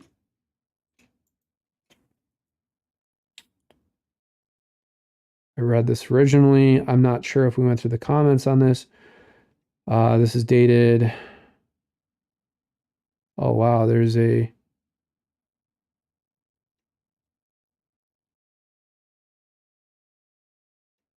X Twitter rating flag thing came out on this as well. This came out December 27th, so yesterday in the morning. Okay, so the flag here is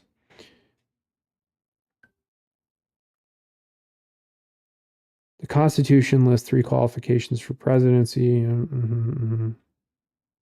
Natural born citizen and a subject. Okay. Nikki Haley is an anchor baby. This is why she's the only GOP candidate for president who opposes ending birthright citizenship. I didn't know that. It does not matter what Community Notes says. You cannot community note the U.S. Constitution. Nikki Haley is an anchor baby. Stop the invasion. It's pretty funny. Okay, so the community note says that, whatever, you have to be a natural born citizen. Is Nikki Haley born here? Probably. I don't know.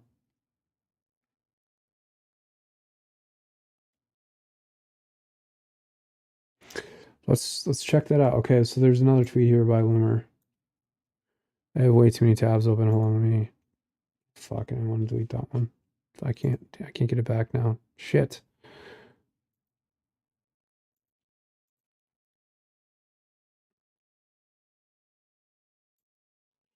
Loomer put this tweet out. Ooh, about a month ago. November 27th, is that 2023? Yeah. Wow, it had 500,000 views. Wow, that's crazy. Nikki Haley extramarital affair. Did you know an affidavit was signed in 2010 by a man named William Folks who says he had an affair with Nikki Haley, who was married and was married at the time of his affair?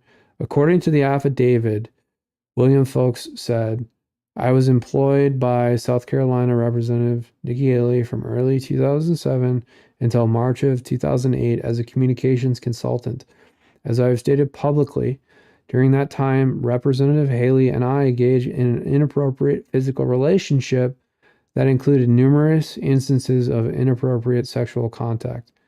Who the fuck would file an affidavit like this to admit to it? A fucking moron. That's who. Representative Haley and I shared our first kiss. What the fuck? While sitting in her parked car outside of McDougal's restaurant and bar in downtown Columbia, South Carolina. This kiss took place in early 2007, following an evening with friends at the nearby Liberty Tap Room. After this first kiss, Representative Haley drove us to the parking lot behind the neighborhood center at Emily Douglas Park, where we parked for approximately 45 minutes. A bit of a grammar issue, I don't know. There was okay, so the fuck, Loomer, you gotta write your. Come on, can't even tell what this says. You gotta format this shit better. There was slid. They were in the back seat of her Cadillac SUV so that Representative Haley could climb on top of me. Climb on top of him, he says. Wow. Nikki Haley really is living that girl boss life. Nimrata apparently loves being on top in the sheets and the streets. And then here's the affidavit. Affidavit of William Randolph Folks III. Starts kind of in paragraph 5 here in the affidavit. And then this is, let's see, is this? Okay, so this is the second image here, and it encompasses multiple pages here. I'm assuming this is 2 and 3. And then it goes forward from paragraph 5 all the way to paragraph 10. Wow.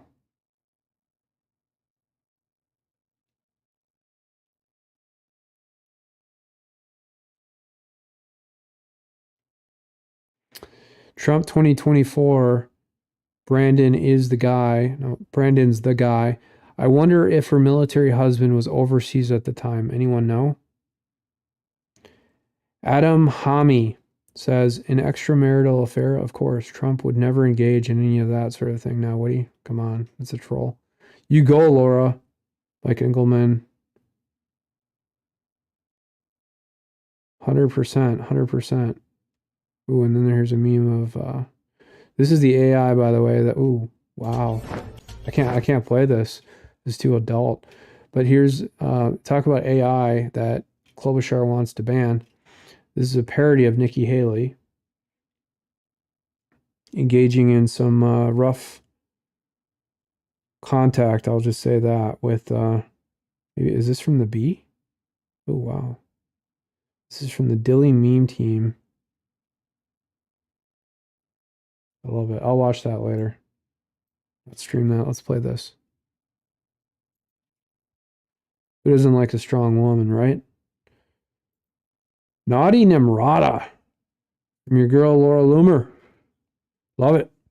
Keep it up. Did you know Nikki Haley married a man named William, who she then asked to change his name to Michael? What the fuck? Are you kidding me? What the fuck? What is going on here? My mind is blown. And then, according to a signed affidavit, she allegedly had an affair with a man named William. What's going on here? Imagine asking your husband to change his name and then cheating on him with a man who has his same name. Nikki Haley is one sick, twisted woman. And then receipts, then we have some golf emojis with the pointer finger emoji. Emoji or emoji. Not sure how to say the word because I'm an idiot. Here's the affidavit. Okay, so it's the same affidavit. Let's look at this.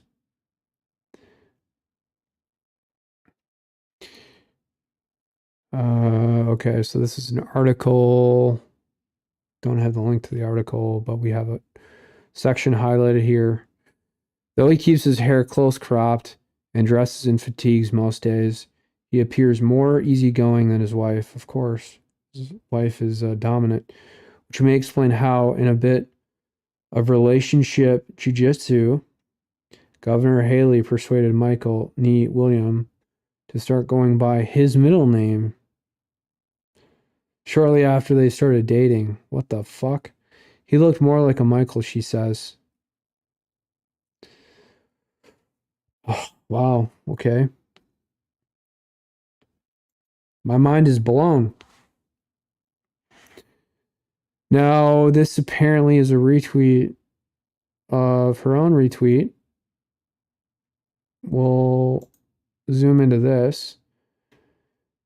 Wow, Laura Loomer has hit Nikki Haley really hard. Sociopathic controlling tendencies of Nikki Haley. This is from November 27th. Okay, so this is 400.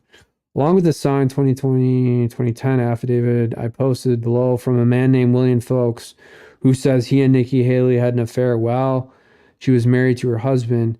An old Vogue profile piece about Nikki Haley that I dug up. Well, I don't know. It's on the internet. I don't know if you dug that up. Nikki convinces her husband to change his name from William to Michael while they were dating because she said he looked more like a Michael. Imagine going by one name your whole entire life and then changing your first name just because the person you're dating asks you to. This is very weird, controlling and narcissistic behavior. Aren't you supposed to accept your partner for who they are? Isn't that the whole point of falling in love with someone for who they are? Red flag, and then the golf emoji. Receipts.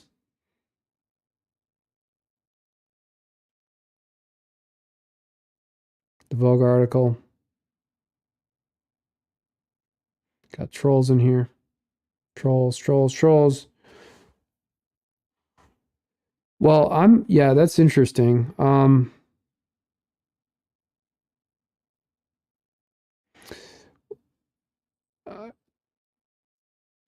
I'm curious why Nikki Haley had to Americanize her name from Nimrata to Nikki.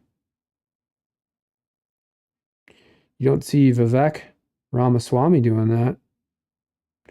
Changing his name to Victor or something. I don't know. Americanized. It's not even Americanized. It's like English name conventions. These aren't, and I get it that England.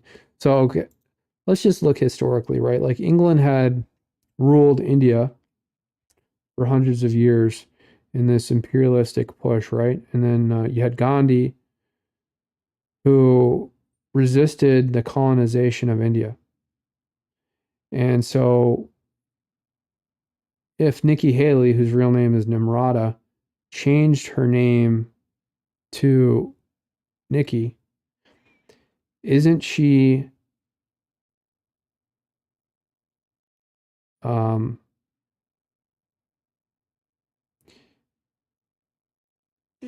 isn't she, how do I have the phrase, but I want to be very careful about what I say. Isn't she going back sort of, on this whole idea of being true to your own self, being true to your own culture? Isn't that insulting to Gandhi, who sacrificed his entire life? Whatever you think about Gandhi, most people historically believe that he resisted this imperialistic colonization of India driven by the English. And she's just giving that all up to rename herself Nikki. I my family hasn't done that. Well, I mean, I do have a few family members, but our last names are still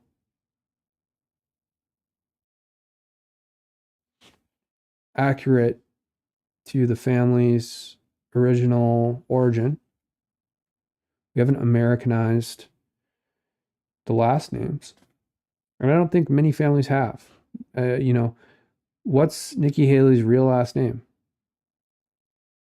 It's an Indian last name, for sure.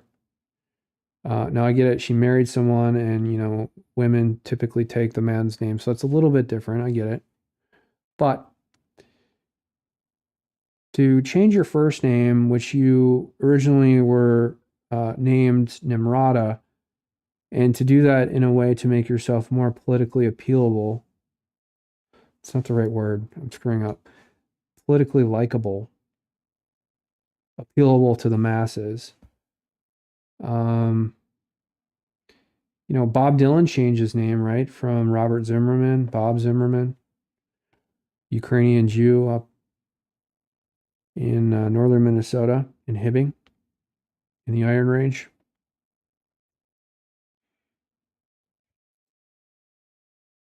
Bob Dylan was a cultural icon.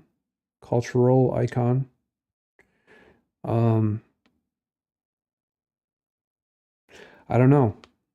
I find it weird. Why? So I'm trying to think more about this. And now it's actually coming to light the more that I actually analyze it internally. And I do a better job, and I'm thinking about it before I start talking. But when I'm on stream, I have to kind of do both at the same time. And what I'm talking about here is that if Nimrata is willing to change her own first name to Nikki, and now she apparently pushed her husband to change his name, or at least use his middle name Michael instead of William. She wants to push her own sort of agenda on other people in her life, right? If she did it, she wants her husband to do it, kind of thing. What does that say about her politically? If she's getting money from all these huge donors like the Koch brothers, God knows who else, billionaires, and she becomes their official spokesperson, their official mouthpiece, she's going to push their agenda on Americans. And I think theoretically abstract, if you think about it that way, then you can fully understand exactly what Laura Loomer is trying to get at. So let's read some of these comments from a month ago. This should be pretty good. From SS, this is old news. Crying emoji. We all know she most defiantly had not one but two extramarital affairs. Interesting. Why are all these women just sluts? Sleeping with men to gain power, sleeping with men to gain wealth. Thomas Prince. Did you know that little Nicky also stalked William? Probably. Women stalk men constantly and get away with it. Rogue agent. Seems like a bad decision. If her lover and her husband had the same name, there'd be no chance of uttering the wrong one and inviting suspicion. Never Paul Ryan. Why an affidavit? What was the purpose? Yeah, that's exactly why I said, or what I said. William, who filed this affidavit, is a complete fucking buffoon. Who would ever say that in a signed affidavit that was part of a court proceeding? I don't care what you're accused of. You never say anything like that. You just don't. Because once it becomes part of the official record, your fucking private life is now public. And because Nikki Haley ran for governor, to put that in an affidavit in divorce, it's just like, it shows you. The other thing is she's dealing with idiots, absolute morons. Now, it's one thing to get angry and whatever, file stupid shit, but to say that when you're married to someone, whatever. Okay. Hobson, please stop that. Says more likely there was a Michael in her past that she wasn't over. Oh. Bird brain Nimrata getting a bit too big for her birdcage. Mike Celentano says, no one will be left who didn't get lumered by 2024. True. Latex Montreal says, the same for her. It's not get real name. She changed it to sound more American. Yep. Kryko. Also, her husband is a simp for doing it. Yeah, simp is a good word.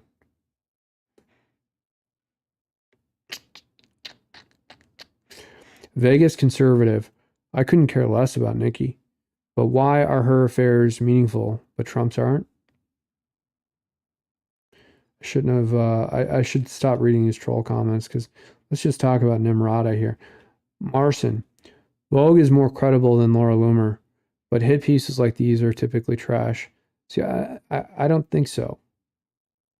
I think this is really important information. I didn't know about it until now. Here's a good meme here from Vincent Vicious.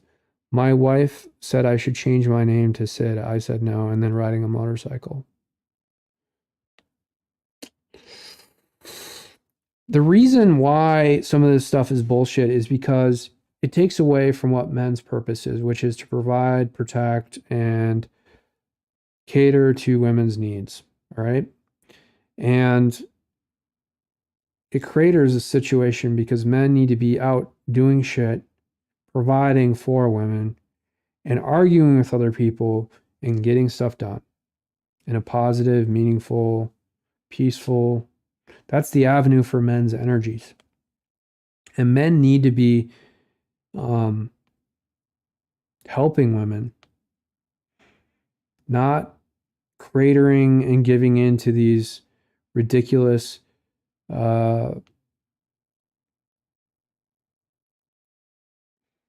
renaming yourself based on the whims to run for office. Why don't you just be authentic and true? I've heard some people, like I heard of a police officer that was indicted and spent time in prison. I can't remember. I should pull up the story and I'll have to find this, but they then changed their name afterwards and stuff. Like, who cares? Someone told me to change my name. I'm like, I would never change my name. I love my name. They can say whatever they want about me. I could give a fuck. And you notice the harder they go after you, the bigger you get. And that's not really your intent when you originally do, like you just report on stuff, but at the same time, it always backfires against them. And anything they put out is typically the opposite of what's true. Like, here's me, right? Like, this is me. Like, okay, this is what I look like. I'm not wearing a hat. This is my hairline. All right. I'm not using a filter on the camera or anything. I'm decent looking. I don't look like a complete buffoon. All right. I have a professional track record of getting stuff done. I'm a software developer. I've worked in a variety of different areas and platforms. I've worked at Visa underneath the director of software engineering. I've worked in banking as both a lead software developer and an architect. I've worked as just a regular software developer. I'm not trying to pump myself to my own horn, pat myself on the back or anything like that. I'm just saying that the media and everything that people present about specific people, especially when they're writing hit pieces, is always the opposite of what is true. And as you can see, the people who are actually committing crimes are not being charged. Whereas the people who are reporting on it, like if Laura Loomer was a man, she would have already been charged, or some woman would go out and try and get a gag order on her and then try and get her jailed for exposing any of these people. And that's why Laura Loomer is such a useful person in all this, is because she is a woman and she can't necessarily be extorted or blackmailed by the judiciary in these ridiculous kangaroo proceedings. Let's talk about this too. I'm going to pull this link up here.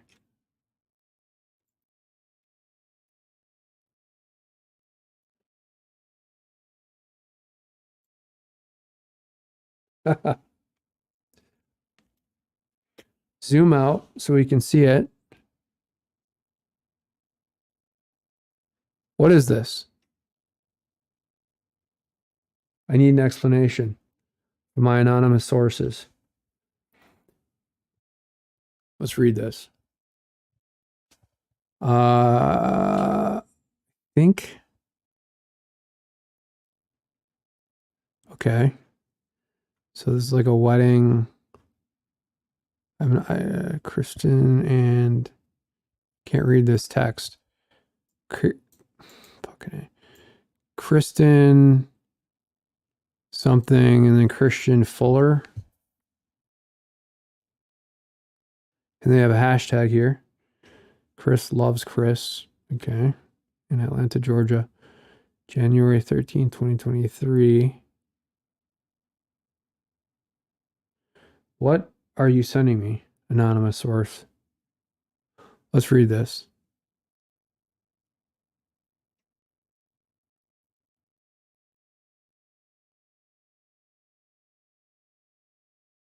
I have no idea, anonymous source, what you're sending me. You need to explain this. I have to close some tabs here.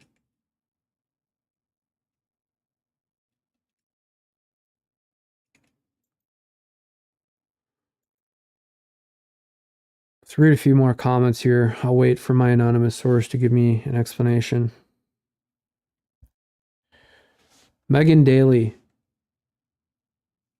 Her tikka masala brings all the boys to the car. Happy America 2A, Second Amendment. Well, if he was a man, he would have left her in a heartbeat. Yep. Christopher Columbus, bad spirit. An American, Fitz News. Not Elon Musk. So what? Amari Robinson says, what a weak man. Anti-communist says, we love you, Laura. We love you. We love you. Richard Crocker says, wouldn't even consider changing my name for anybody. There you go. So your boy Crocker, I'm going to bookmark this, is in agreement with me. I wouldn't change my name for anyone. Fuck them. Rockfordine is my name. And I love my name. You know what? It's interesting too because I'm named I have my mother's last name. And my mother decided to name her children with her last name because she was kind of an alpha strong woman. Okay. Activist files lawsuit against DA Fani Willis for violation of open records law. Here's another trend. Fani Willis is also childless, where these prosecutors have flagrantly violated these open records laws in various states. This is a major issue in Minnesota. It's a major issue in St. Paul and Ramsey County. It's a huge issue in western Wisconsin. And what they'll do is they'll target certain people and they'll basically coordinate to block all these FOIA and open records requests. And so obviously it's happening. And it's also, they do this, they kind of like,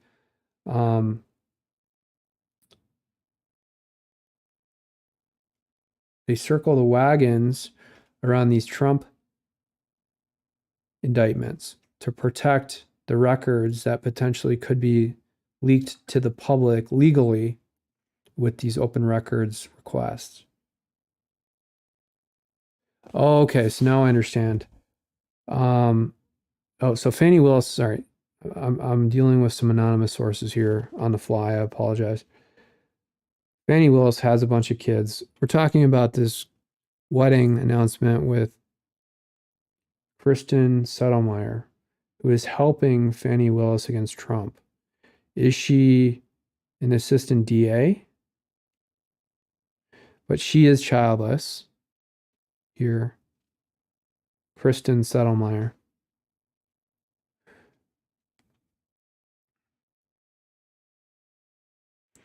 Let's just quickly look up Kristen Settlemeyer.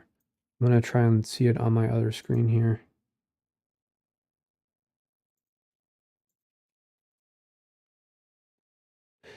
Okay, so Kristen Settlemeyer Fuller is an assistant attorney general. So they've brought in state prosecutors from the attorney general's office to prosecute anyone involved in the Georgia indictments in Trump's orbit. Mark Meadows, Rudy Giuliani, Trump.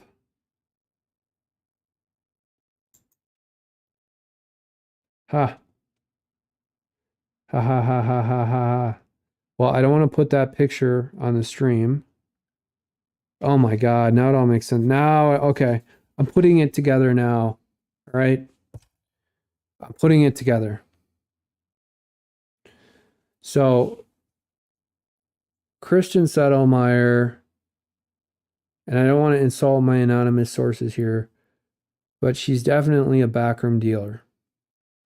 I don't want to come out and outright call her corrupt because I don't want to insult my anonymous sources here, but she's helping coordinate and quarterback the situation in the disciplinary process against Rudy Giuliani in New York with Kevin Doyle,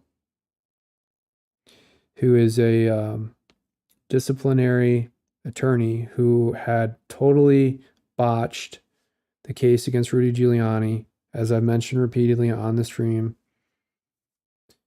And then it had to get transferred to DC, but Kristen Settlemeyer is quarterbacking the entire situation where they're trying, well, they have disbarred Giuliani, as well as coordinating that communication directly from Kevin Doyle to state and county prosecutors in this Fulton County situation against Giuliani, Mark Meadows, and any of these attorneys. You notice how they're going after all these attorneys in Georgia? Well, that's one factor that Kristen Settlemeyer is involved with, which is that she is identifying these attorneys and basically trying to violate attorney-client privilege by coordinating and trying then to disbar and make Trump himself defenseless by attacking any attorney who has represented Donald Trump. So Kristen Settlemeyer, a childless assistant attorney general in Georgia, here, married to Chris Fuller, I believe, Christian Fuller. Another picture here. Wow, childless, huh? Another one of these millennial, power-hungry women quarterbacking these corrupt processes against anybody who's willing to stand up for freedom. And it's pathetic. It's weak. Wow. Okay. My mind is blown, actually, because I didn't have this information before. My mind is blown, anonymous source.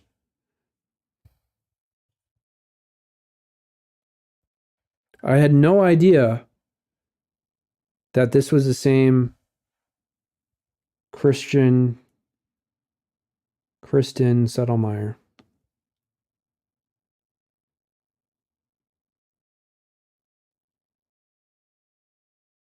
Question. What the hell? Come on, let's use some better font here. Here's the question. Are children allowed at the wedding? Answer. While we love everyone's children, our current wedding will be an adults-only event. Oh, I gotta zoom out. I'm an idiot. Okay. That's the answer right there.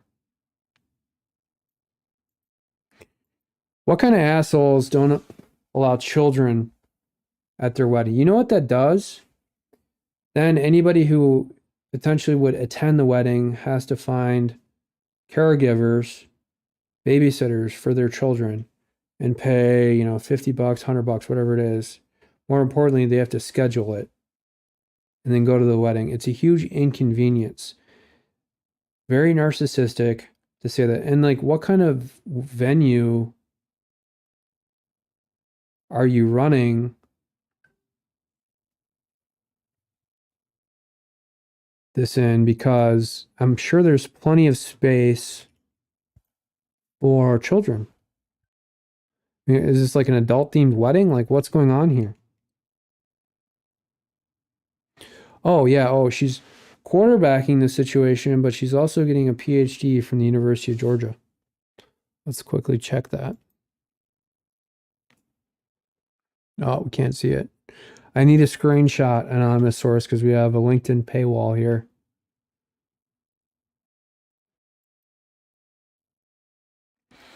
While we potentially get that screenshot, I want to talk about this Fannie Willis stuff. And I misstated because Fannie does have a bunch of children. I was talking specifically about Christian Settlemyer. Atlanta, Georgia, Barrow County resident Debbie Dooley filed a lawsuit against Fulton County District Attorney Fannie Willis and her office for violating Georgia's Open Records Act.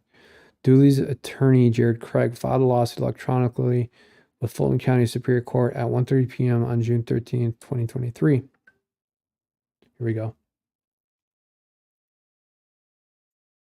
Pull up this screenshot here. Fuck.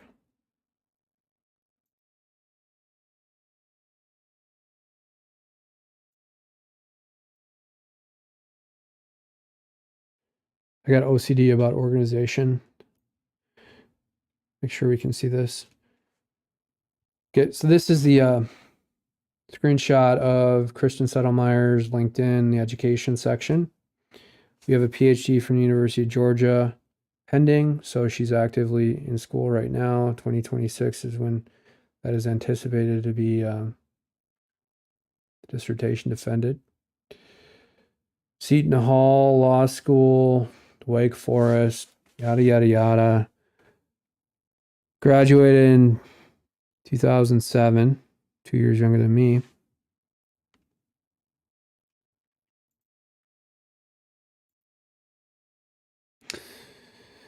Okay, so Kristen Settlemyer also worked for CNN and is quarterbacking the back channel communication between the grievance committee in New York to disbar Rudy Giuliani and then indict Rudy Giuliani in the Georgia Fulton County situation, as well as I think there were a few other, the Kraken attorney, what's her name?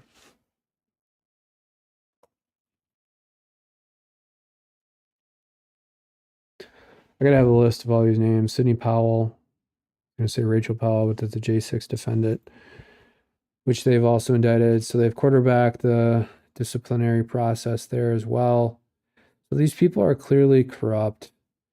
And you don't hear about some of these people because people are a little bit cautious about going after them, and rightfully so, because they don't want to be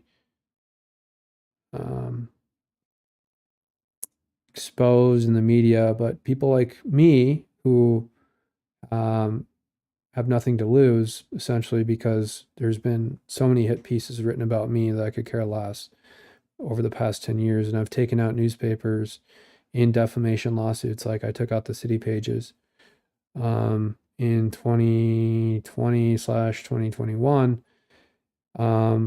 because they wrote completely false articles about me. Regardless, so we don't hear as much about these people kind of in the background performing all these activities. Kristen Settlemyer is one of them.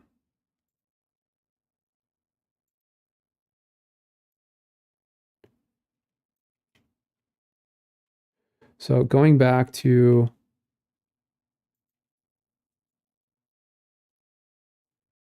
the Georgia Recorder and the FOIA stuff, and now it makes sense. My anonymous source is giving me better context here. The Georgia Attorney General shrugs off open records violations, but demands local district attorneys enforce all laws equally. This is a story by Chea Tong, September 22nd, 2023. There's a picture of Attorney General Chris Carr here. Now, I think, yeah, okay. So Kristen Settlemeyer has refused to comply with these FOIA requests. Let me zoom out a little bit so everyone can see.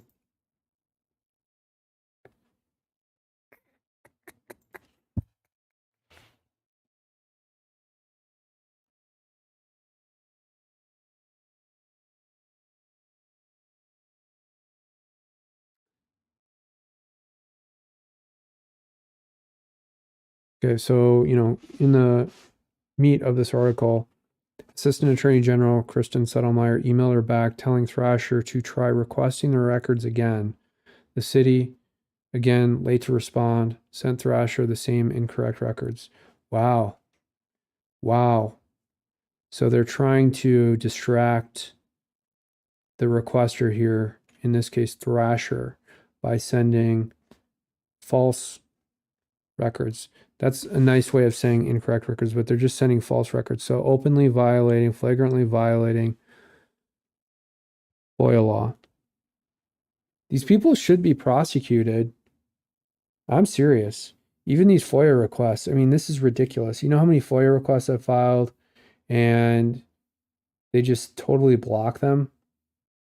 Meanwhile, you have spammers like Tony Webster, who's a complete fucking idiot. Uneducated. Now trying to get a degree from the University of Wyoming. Got basically kicked out of Minnesota. Anyways, he got bogus awards for filing FOIA requests, but his FOIA requests were so unbelievably ridiculous. But actual records that show clear, targeted prosecutions, corruption, anything going after conservatives is covered up, blocked. And the people doing this, like Settlemeyer, need to be prosecuted in 2024/2025. And I'm being serious. Lawfully, peacefully prosecuted by the DOJ. And even if it's a civil prosecution, it needs to happen. And any of the communication between Kevin Doyle, the grievance committee, and the county prosecutors like Fannie Willis in Georgia need to be transparent and exposed. So why is she refusing to comply? Because she's clearly having some communication with these disciplinary professional responsibility organizations in various states. And she doesn't want these records to be public. We don't have much precedent on making FOIA requests to these professional responsibility organizations. More people need to be doing this. And they cite prosecutorial immunity because it's usually an arm of the Supreme Court, and they try and wrap everything. That's how they get away with it. Wrap everything in judicial or prosecutorial immunity. And the truth is they don't have immunity for these open records. These are public records, and more people need to be filing these requests and filing lawsuits when they're denied, because people like Settlemeyer get away with this day in and day out, and it needs to end. Let's play this.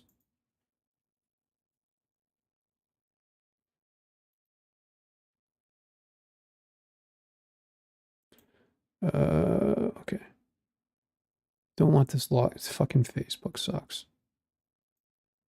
Almost over.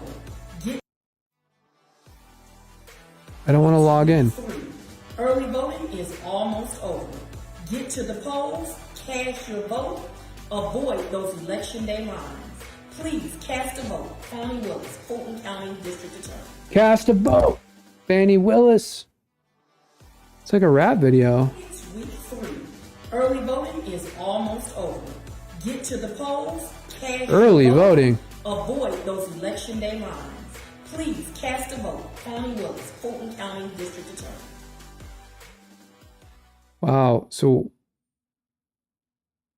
what are they protecting here? This mail-in ballot scam that they had going on in Georgia, where they were stuffing tons of false mail-in ballots so that they could change the vote count in some of these counties. Shows you what she's protecting. Ultimately. And then they're not responding. Of course, they'll probably respond to the FOIA request and give accurate records like 5 years down the road when none of this actually really matters anymore. And then that's another way where they can hack their compliance with the FOIA laws in these various states. But yeah, I think that we need a crackdown on all this FOIA nonsense. All right. So my anonymous source here is giving me some good information. I think we've streamed for a long time here. I will stream tomorrow morning. Oh, we have some more. Let's play this. Let's show this on stream. Let me download this, organize it. Hold on.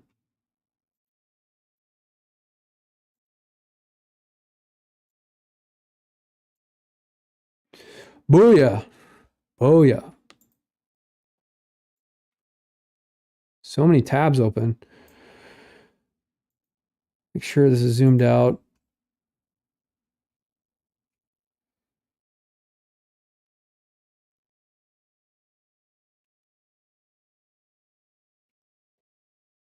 Change my views here. Citing a general unresponsiveness, Appin said that of the approximately dozen times he has reached out to the AG's office since Colangelo left, he has only received one response back from Settlemyer, who told him she was unable to help in that situation. He reached out several times after to ask why they were unable to help, but received no further communication from Settlemyer. Almost all of the dozen requests to Settlemyer were issues Colangelo had responded to in the past, Appin said. Wow. Bombshell evidence of Settlemyer engaging in a cover-up. And the other thing here is that there's a shift here, probably from directives from the AG in Georgia to Settlemyer, telling her basically not to respond to any of these requests. And they're coordinating with Fannie Willis in Fulton County to make sure none of this stuff gets out, and how they're quarterbacking the entire indictment process, the entire disciplinary process with very malicious units that are almost sovereign. These are king. How do I describe this? They're almost like the bureaucratic special force of a king, right? They have total immunity. No one's ever FOIA'd them. The Grievance Committee in New York, Jorge Del Pico and Kevin Doyle and Settlemyer quarterbacking this entire process where they're then, again, the same pattern that I talked about this morning. First, if they're an attorney, like I'll use Rudy Giuliani as an example. Hold on. Let me just look at this.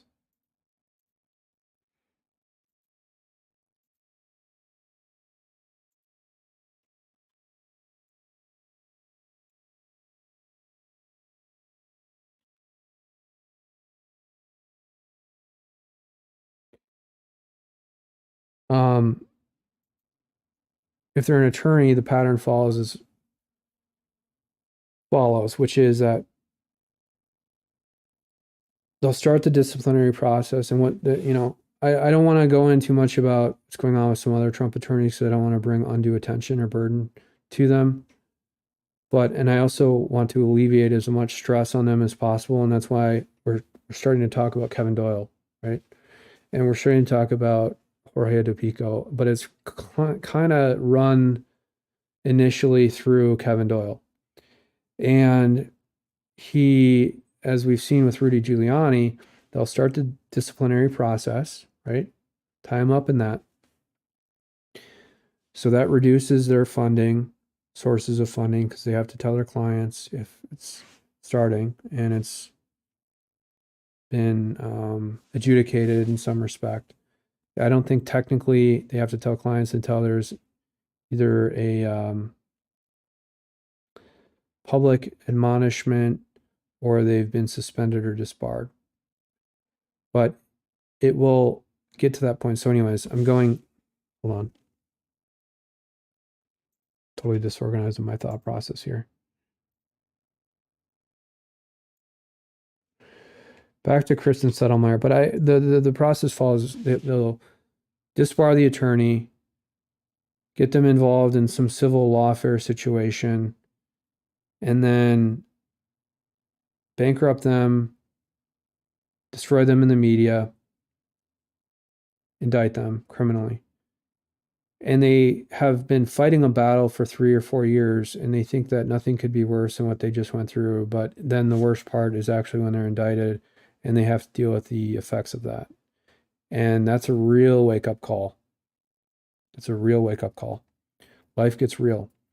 So Kristen Settlemeyer quarterbacking this entire process, those are the records that people really should be going after, and people should be exposing Kristen Settlemeyer, and people should be talking about this same coordination amongst these various very corrupt attorneys, prosecutors, attorney generals. I want to pull up this article about pregnancy after 35 and the childless people like Kristen Settlemeyer. Geriatric pregnancy is technically after 40. Sorry. Geriatric pregnancy is a rarely used term for having a baby when you're 35 or older.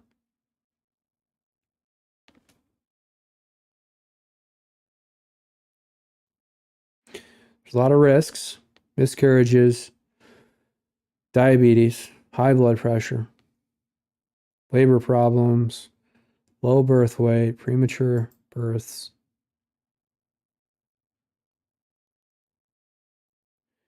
So all these women who are overeducated, who are having children after 40. Okay, so Kristen Settlemeyer is 38. If she gets pregnant now, she'd have a child at 39, but she's not going to get pregnant now because she's quarterbacking this process. She's not going to allow her husband to get her pregnant. And if she did, she'd probably take a day after pill. So even if she did, she'd have a child when she's like 42 or 43, well into 2025 or 2026. Childless women are becoming a parasite on society. Women make the decision to have children. Men do not. And a lot of the problems we're seeing in society are because of those decisions. Women refusing to have families, women remaining childless into their 40s, and destroying families as a result. And it's awful. It's terrible. And no one knows quite why, other than just media brainwashing, thinking that they should run or rule the world, this sort of girl boss thing. And I just don't get it, because everyone knows, all men know, that women run families, women have always controlled society. And that's really the real power in the world, is families. It's not running the government. It's not running city councils. Those are all bullshit positions. The whole idea of life is to have children and live life every day taking care of other people, responding to their needs, fulfilling their needs as best you possibly can, providing for women, providing for families, providing for children. And, you know, most women, most men can't technically protect a family physically, I'm saying, but they protect a family through other means, which is they take care of their needs and they make money. And women also provide for families now, and it's equitable in the sense that, especially corporations, are getting into this hiring practice where women can basically do anything they want and men are restricted or relegated. But you're depleting the purpose of men by doing this, by not having children. And I'm not even talking about, and see, women always point to the sexualized nature of having children. It's not even about that. It's about maintaining the fabric of society. It's about giving people purpose. And I can't tell you how many men I know and some of the friends I have who have decided to have children, and these are good men, and they're making the right decision, and they're down to earth. And a lot of the guys I know that I grew up with who are married, they're not having children. And a lot of the other people I know who have had children, even anonymous sources, my best friends, people I know the best in this world, who I'd do anything for. And I don't want to cry. I don't want to sound like weak or pathetic here, but it's tragic when men go through these divorce situations and they lose custody of their children. And they're demonized, they're attacked in the media. And none of that really matters. It's just the stress of losing access to children and depriving men of that. And it's not just the men, it's also their families, it's the grandmothers, it's the grandparents, it's the grandfathers. It's just terribly sad. And I'm tearing up, and I don't mean to. But I'm hurt. And why are women doing this? Childless women, and even the women who have one child because of the fact that they have this nasty divorce situation because they want to have so much power over society and have this important job in corporations. I can tell you, a lot of the men have had important jobs. We've had important jobs in society, but all of that pales in comparison to having purpose and being able to take care of others.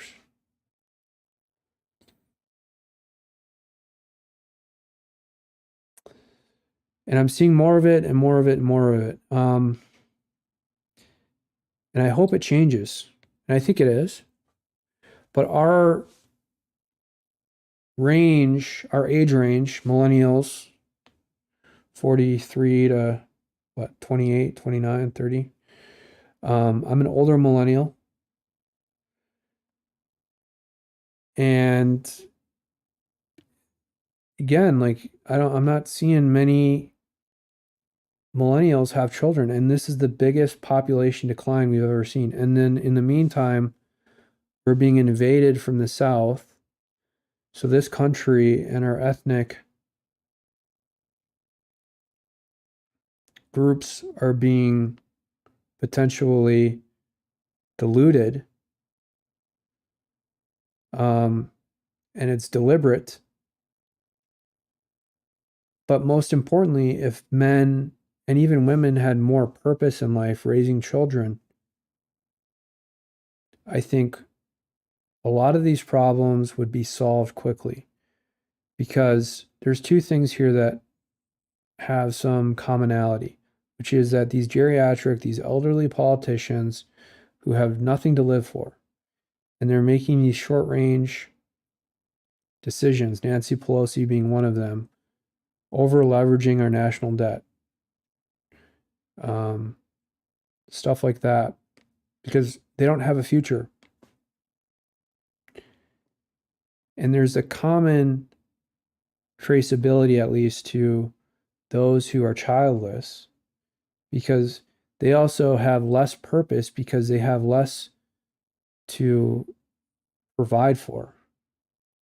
So they're making increasingly more short-term decisions, like Kristen Settlemeyer quarterbacking the situation. And that's a huge sort of gap, right, between there, but logically, it's a logical fallacy. But I'm saying that that's the emotional response for someone like Kristen Settlemeyer to say, well, I don't have children, so there's no consequence for me quarterbacking this completely illegal communication back channel between these different entities. And I do want to rate Kristen Settlemeyer's looks. My anonymous source wants me to do this. Let's do that. Here's a picture again. Go back to the home section. Zoom out. Come on, let's zoom out. Zoom! Here we go. Let's zoom in. All right. I'm gonna rate her. I actually don't want to rate. I don't feel comfortable rating people. I'm gonna be positive. All right. And I might piss off my anonymous source here, but look, I mean, she's fit, seemingly. That's good. Maybe she goes to the gym. She has a little dog. I like that. I love the little dogs. Cute little dog, right? Definitely fit. I would say not my type. Now look at me. Everybody has said that I'm both very good looking, and then I have the other opposite side based on whatever false mainstream photoshopped images they put out, that I'm incredibly disgusting looking. So here's me. There's no filter, right, on the camera lens. She's not my type. Not my type. I'm sorry. I would say dog is definitely not cuter than anonymous source.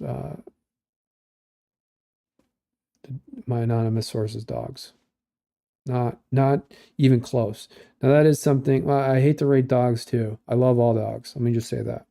I like this dog. I like animals in general.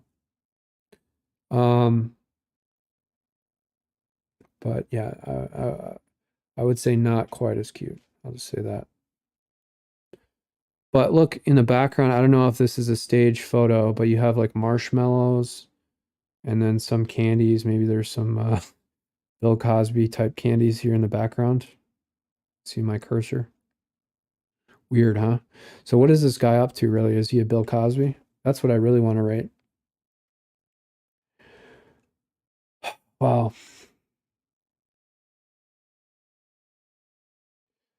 Well, okay, so my anonymous source asked another question here. Odds that Settlemyre is a beard for Fuller. Fuller is this gentleman on the left.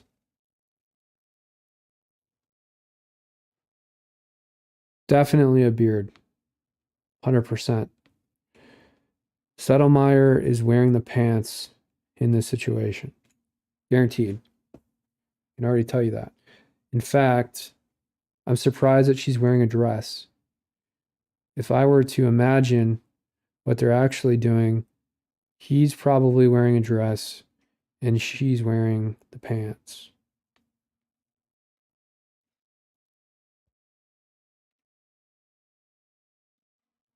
You know she's bossing the shit out of him. He is cucked. He is a simp. Look at this smile. That's a simp. Look at the glasses. He's a wannabe academic. And you know, look, he's well manicured. I'll give him that.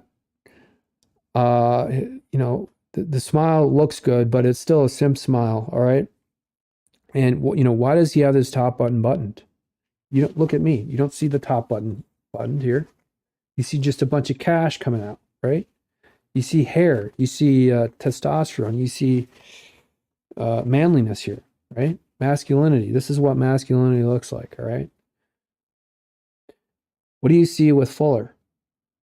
Top button here, buttoned? What the fuck? Come on.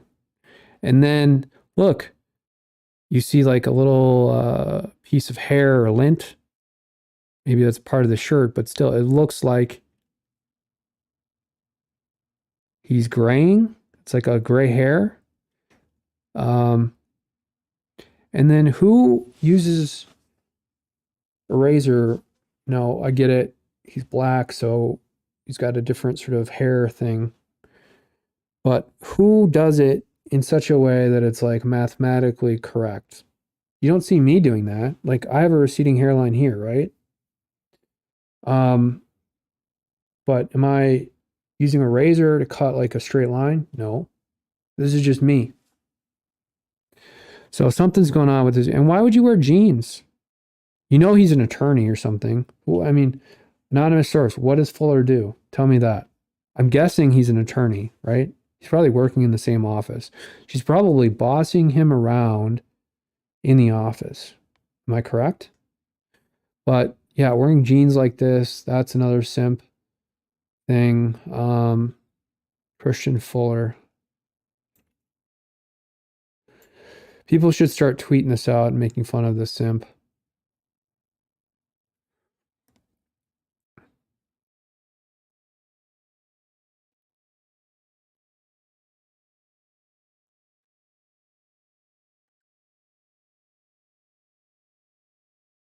Okay, so there's a little blurb section how they met. On July 1st, 2019, Christian met Kristen when she came in to interview for an open position at the office. Instead of talking about Kristen's stellar credentials and experience, Christian had a hunch. Quote, "Are you a football fan?" he asked. Kristen got the job, and not because of Christian's poor interview questions. The two began grabbing lunch. Okay, so again, this is a simp thing. Oh yeah, I'm weak, I'm pathetic. That became weekend brunch. Christian knew there was something special about Kristen. More than just her amazing pup, Chloe. Okay, so the dog is cute. Also known as the Queen. Their common love for football, family, and fitness made being together natural. The rest is history. Kristen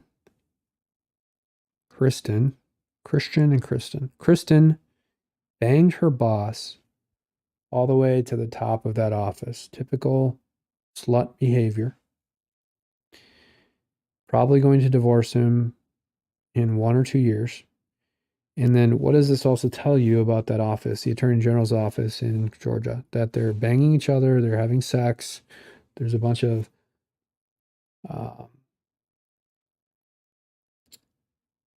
inappropriate workplace conduct taking place.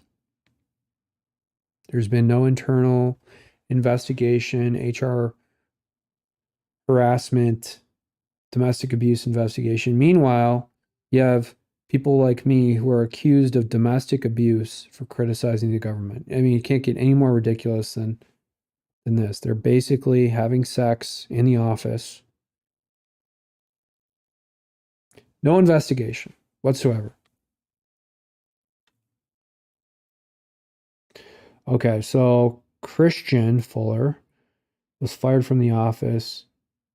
Now he works at Georgia Tech as an employment attorney. Why was he fired? Of course he was fired because he was banging her. Because Kristen Settlemeyer used him, had sex with him, threw him away, and then he got fired because they found out. Slut behavior. Slutty. That's the only way these women can elevate themselves in these highly bureaucratic Democrat organizations is by having sex with their boss. Wow. I think we lumered Settlemeyer here. Thank you, anonymous source. This information. I wish I had a little bit earlier. Hard to do real time on a stream because then I look like an idiot when I'm not reading stuff. But whatever.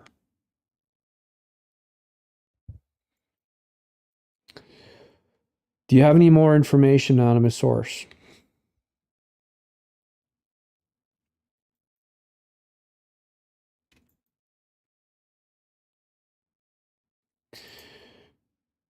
I don't think so.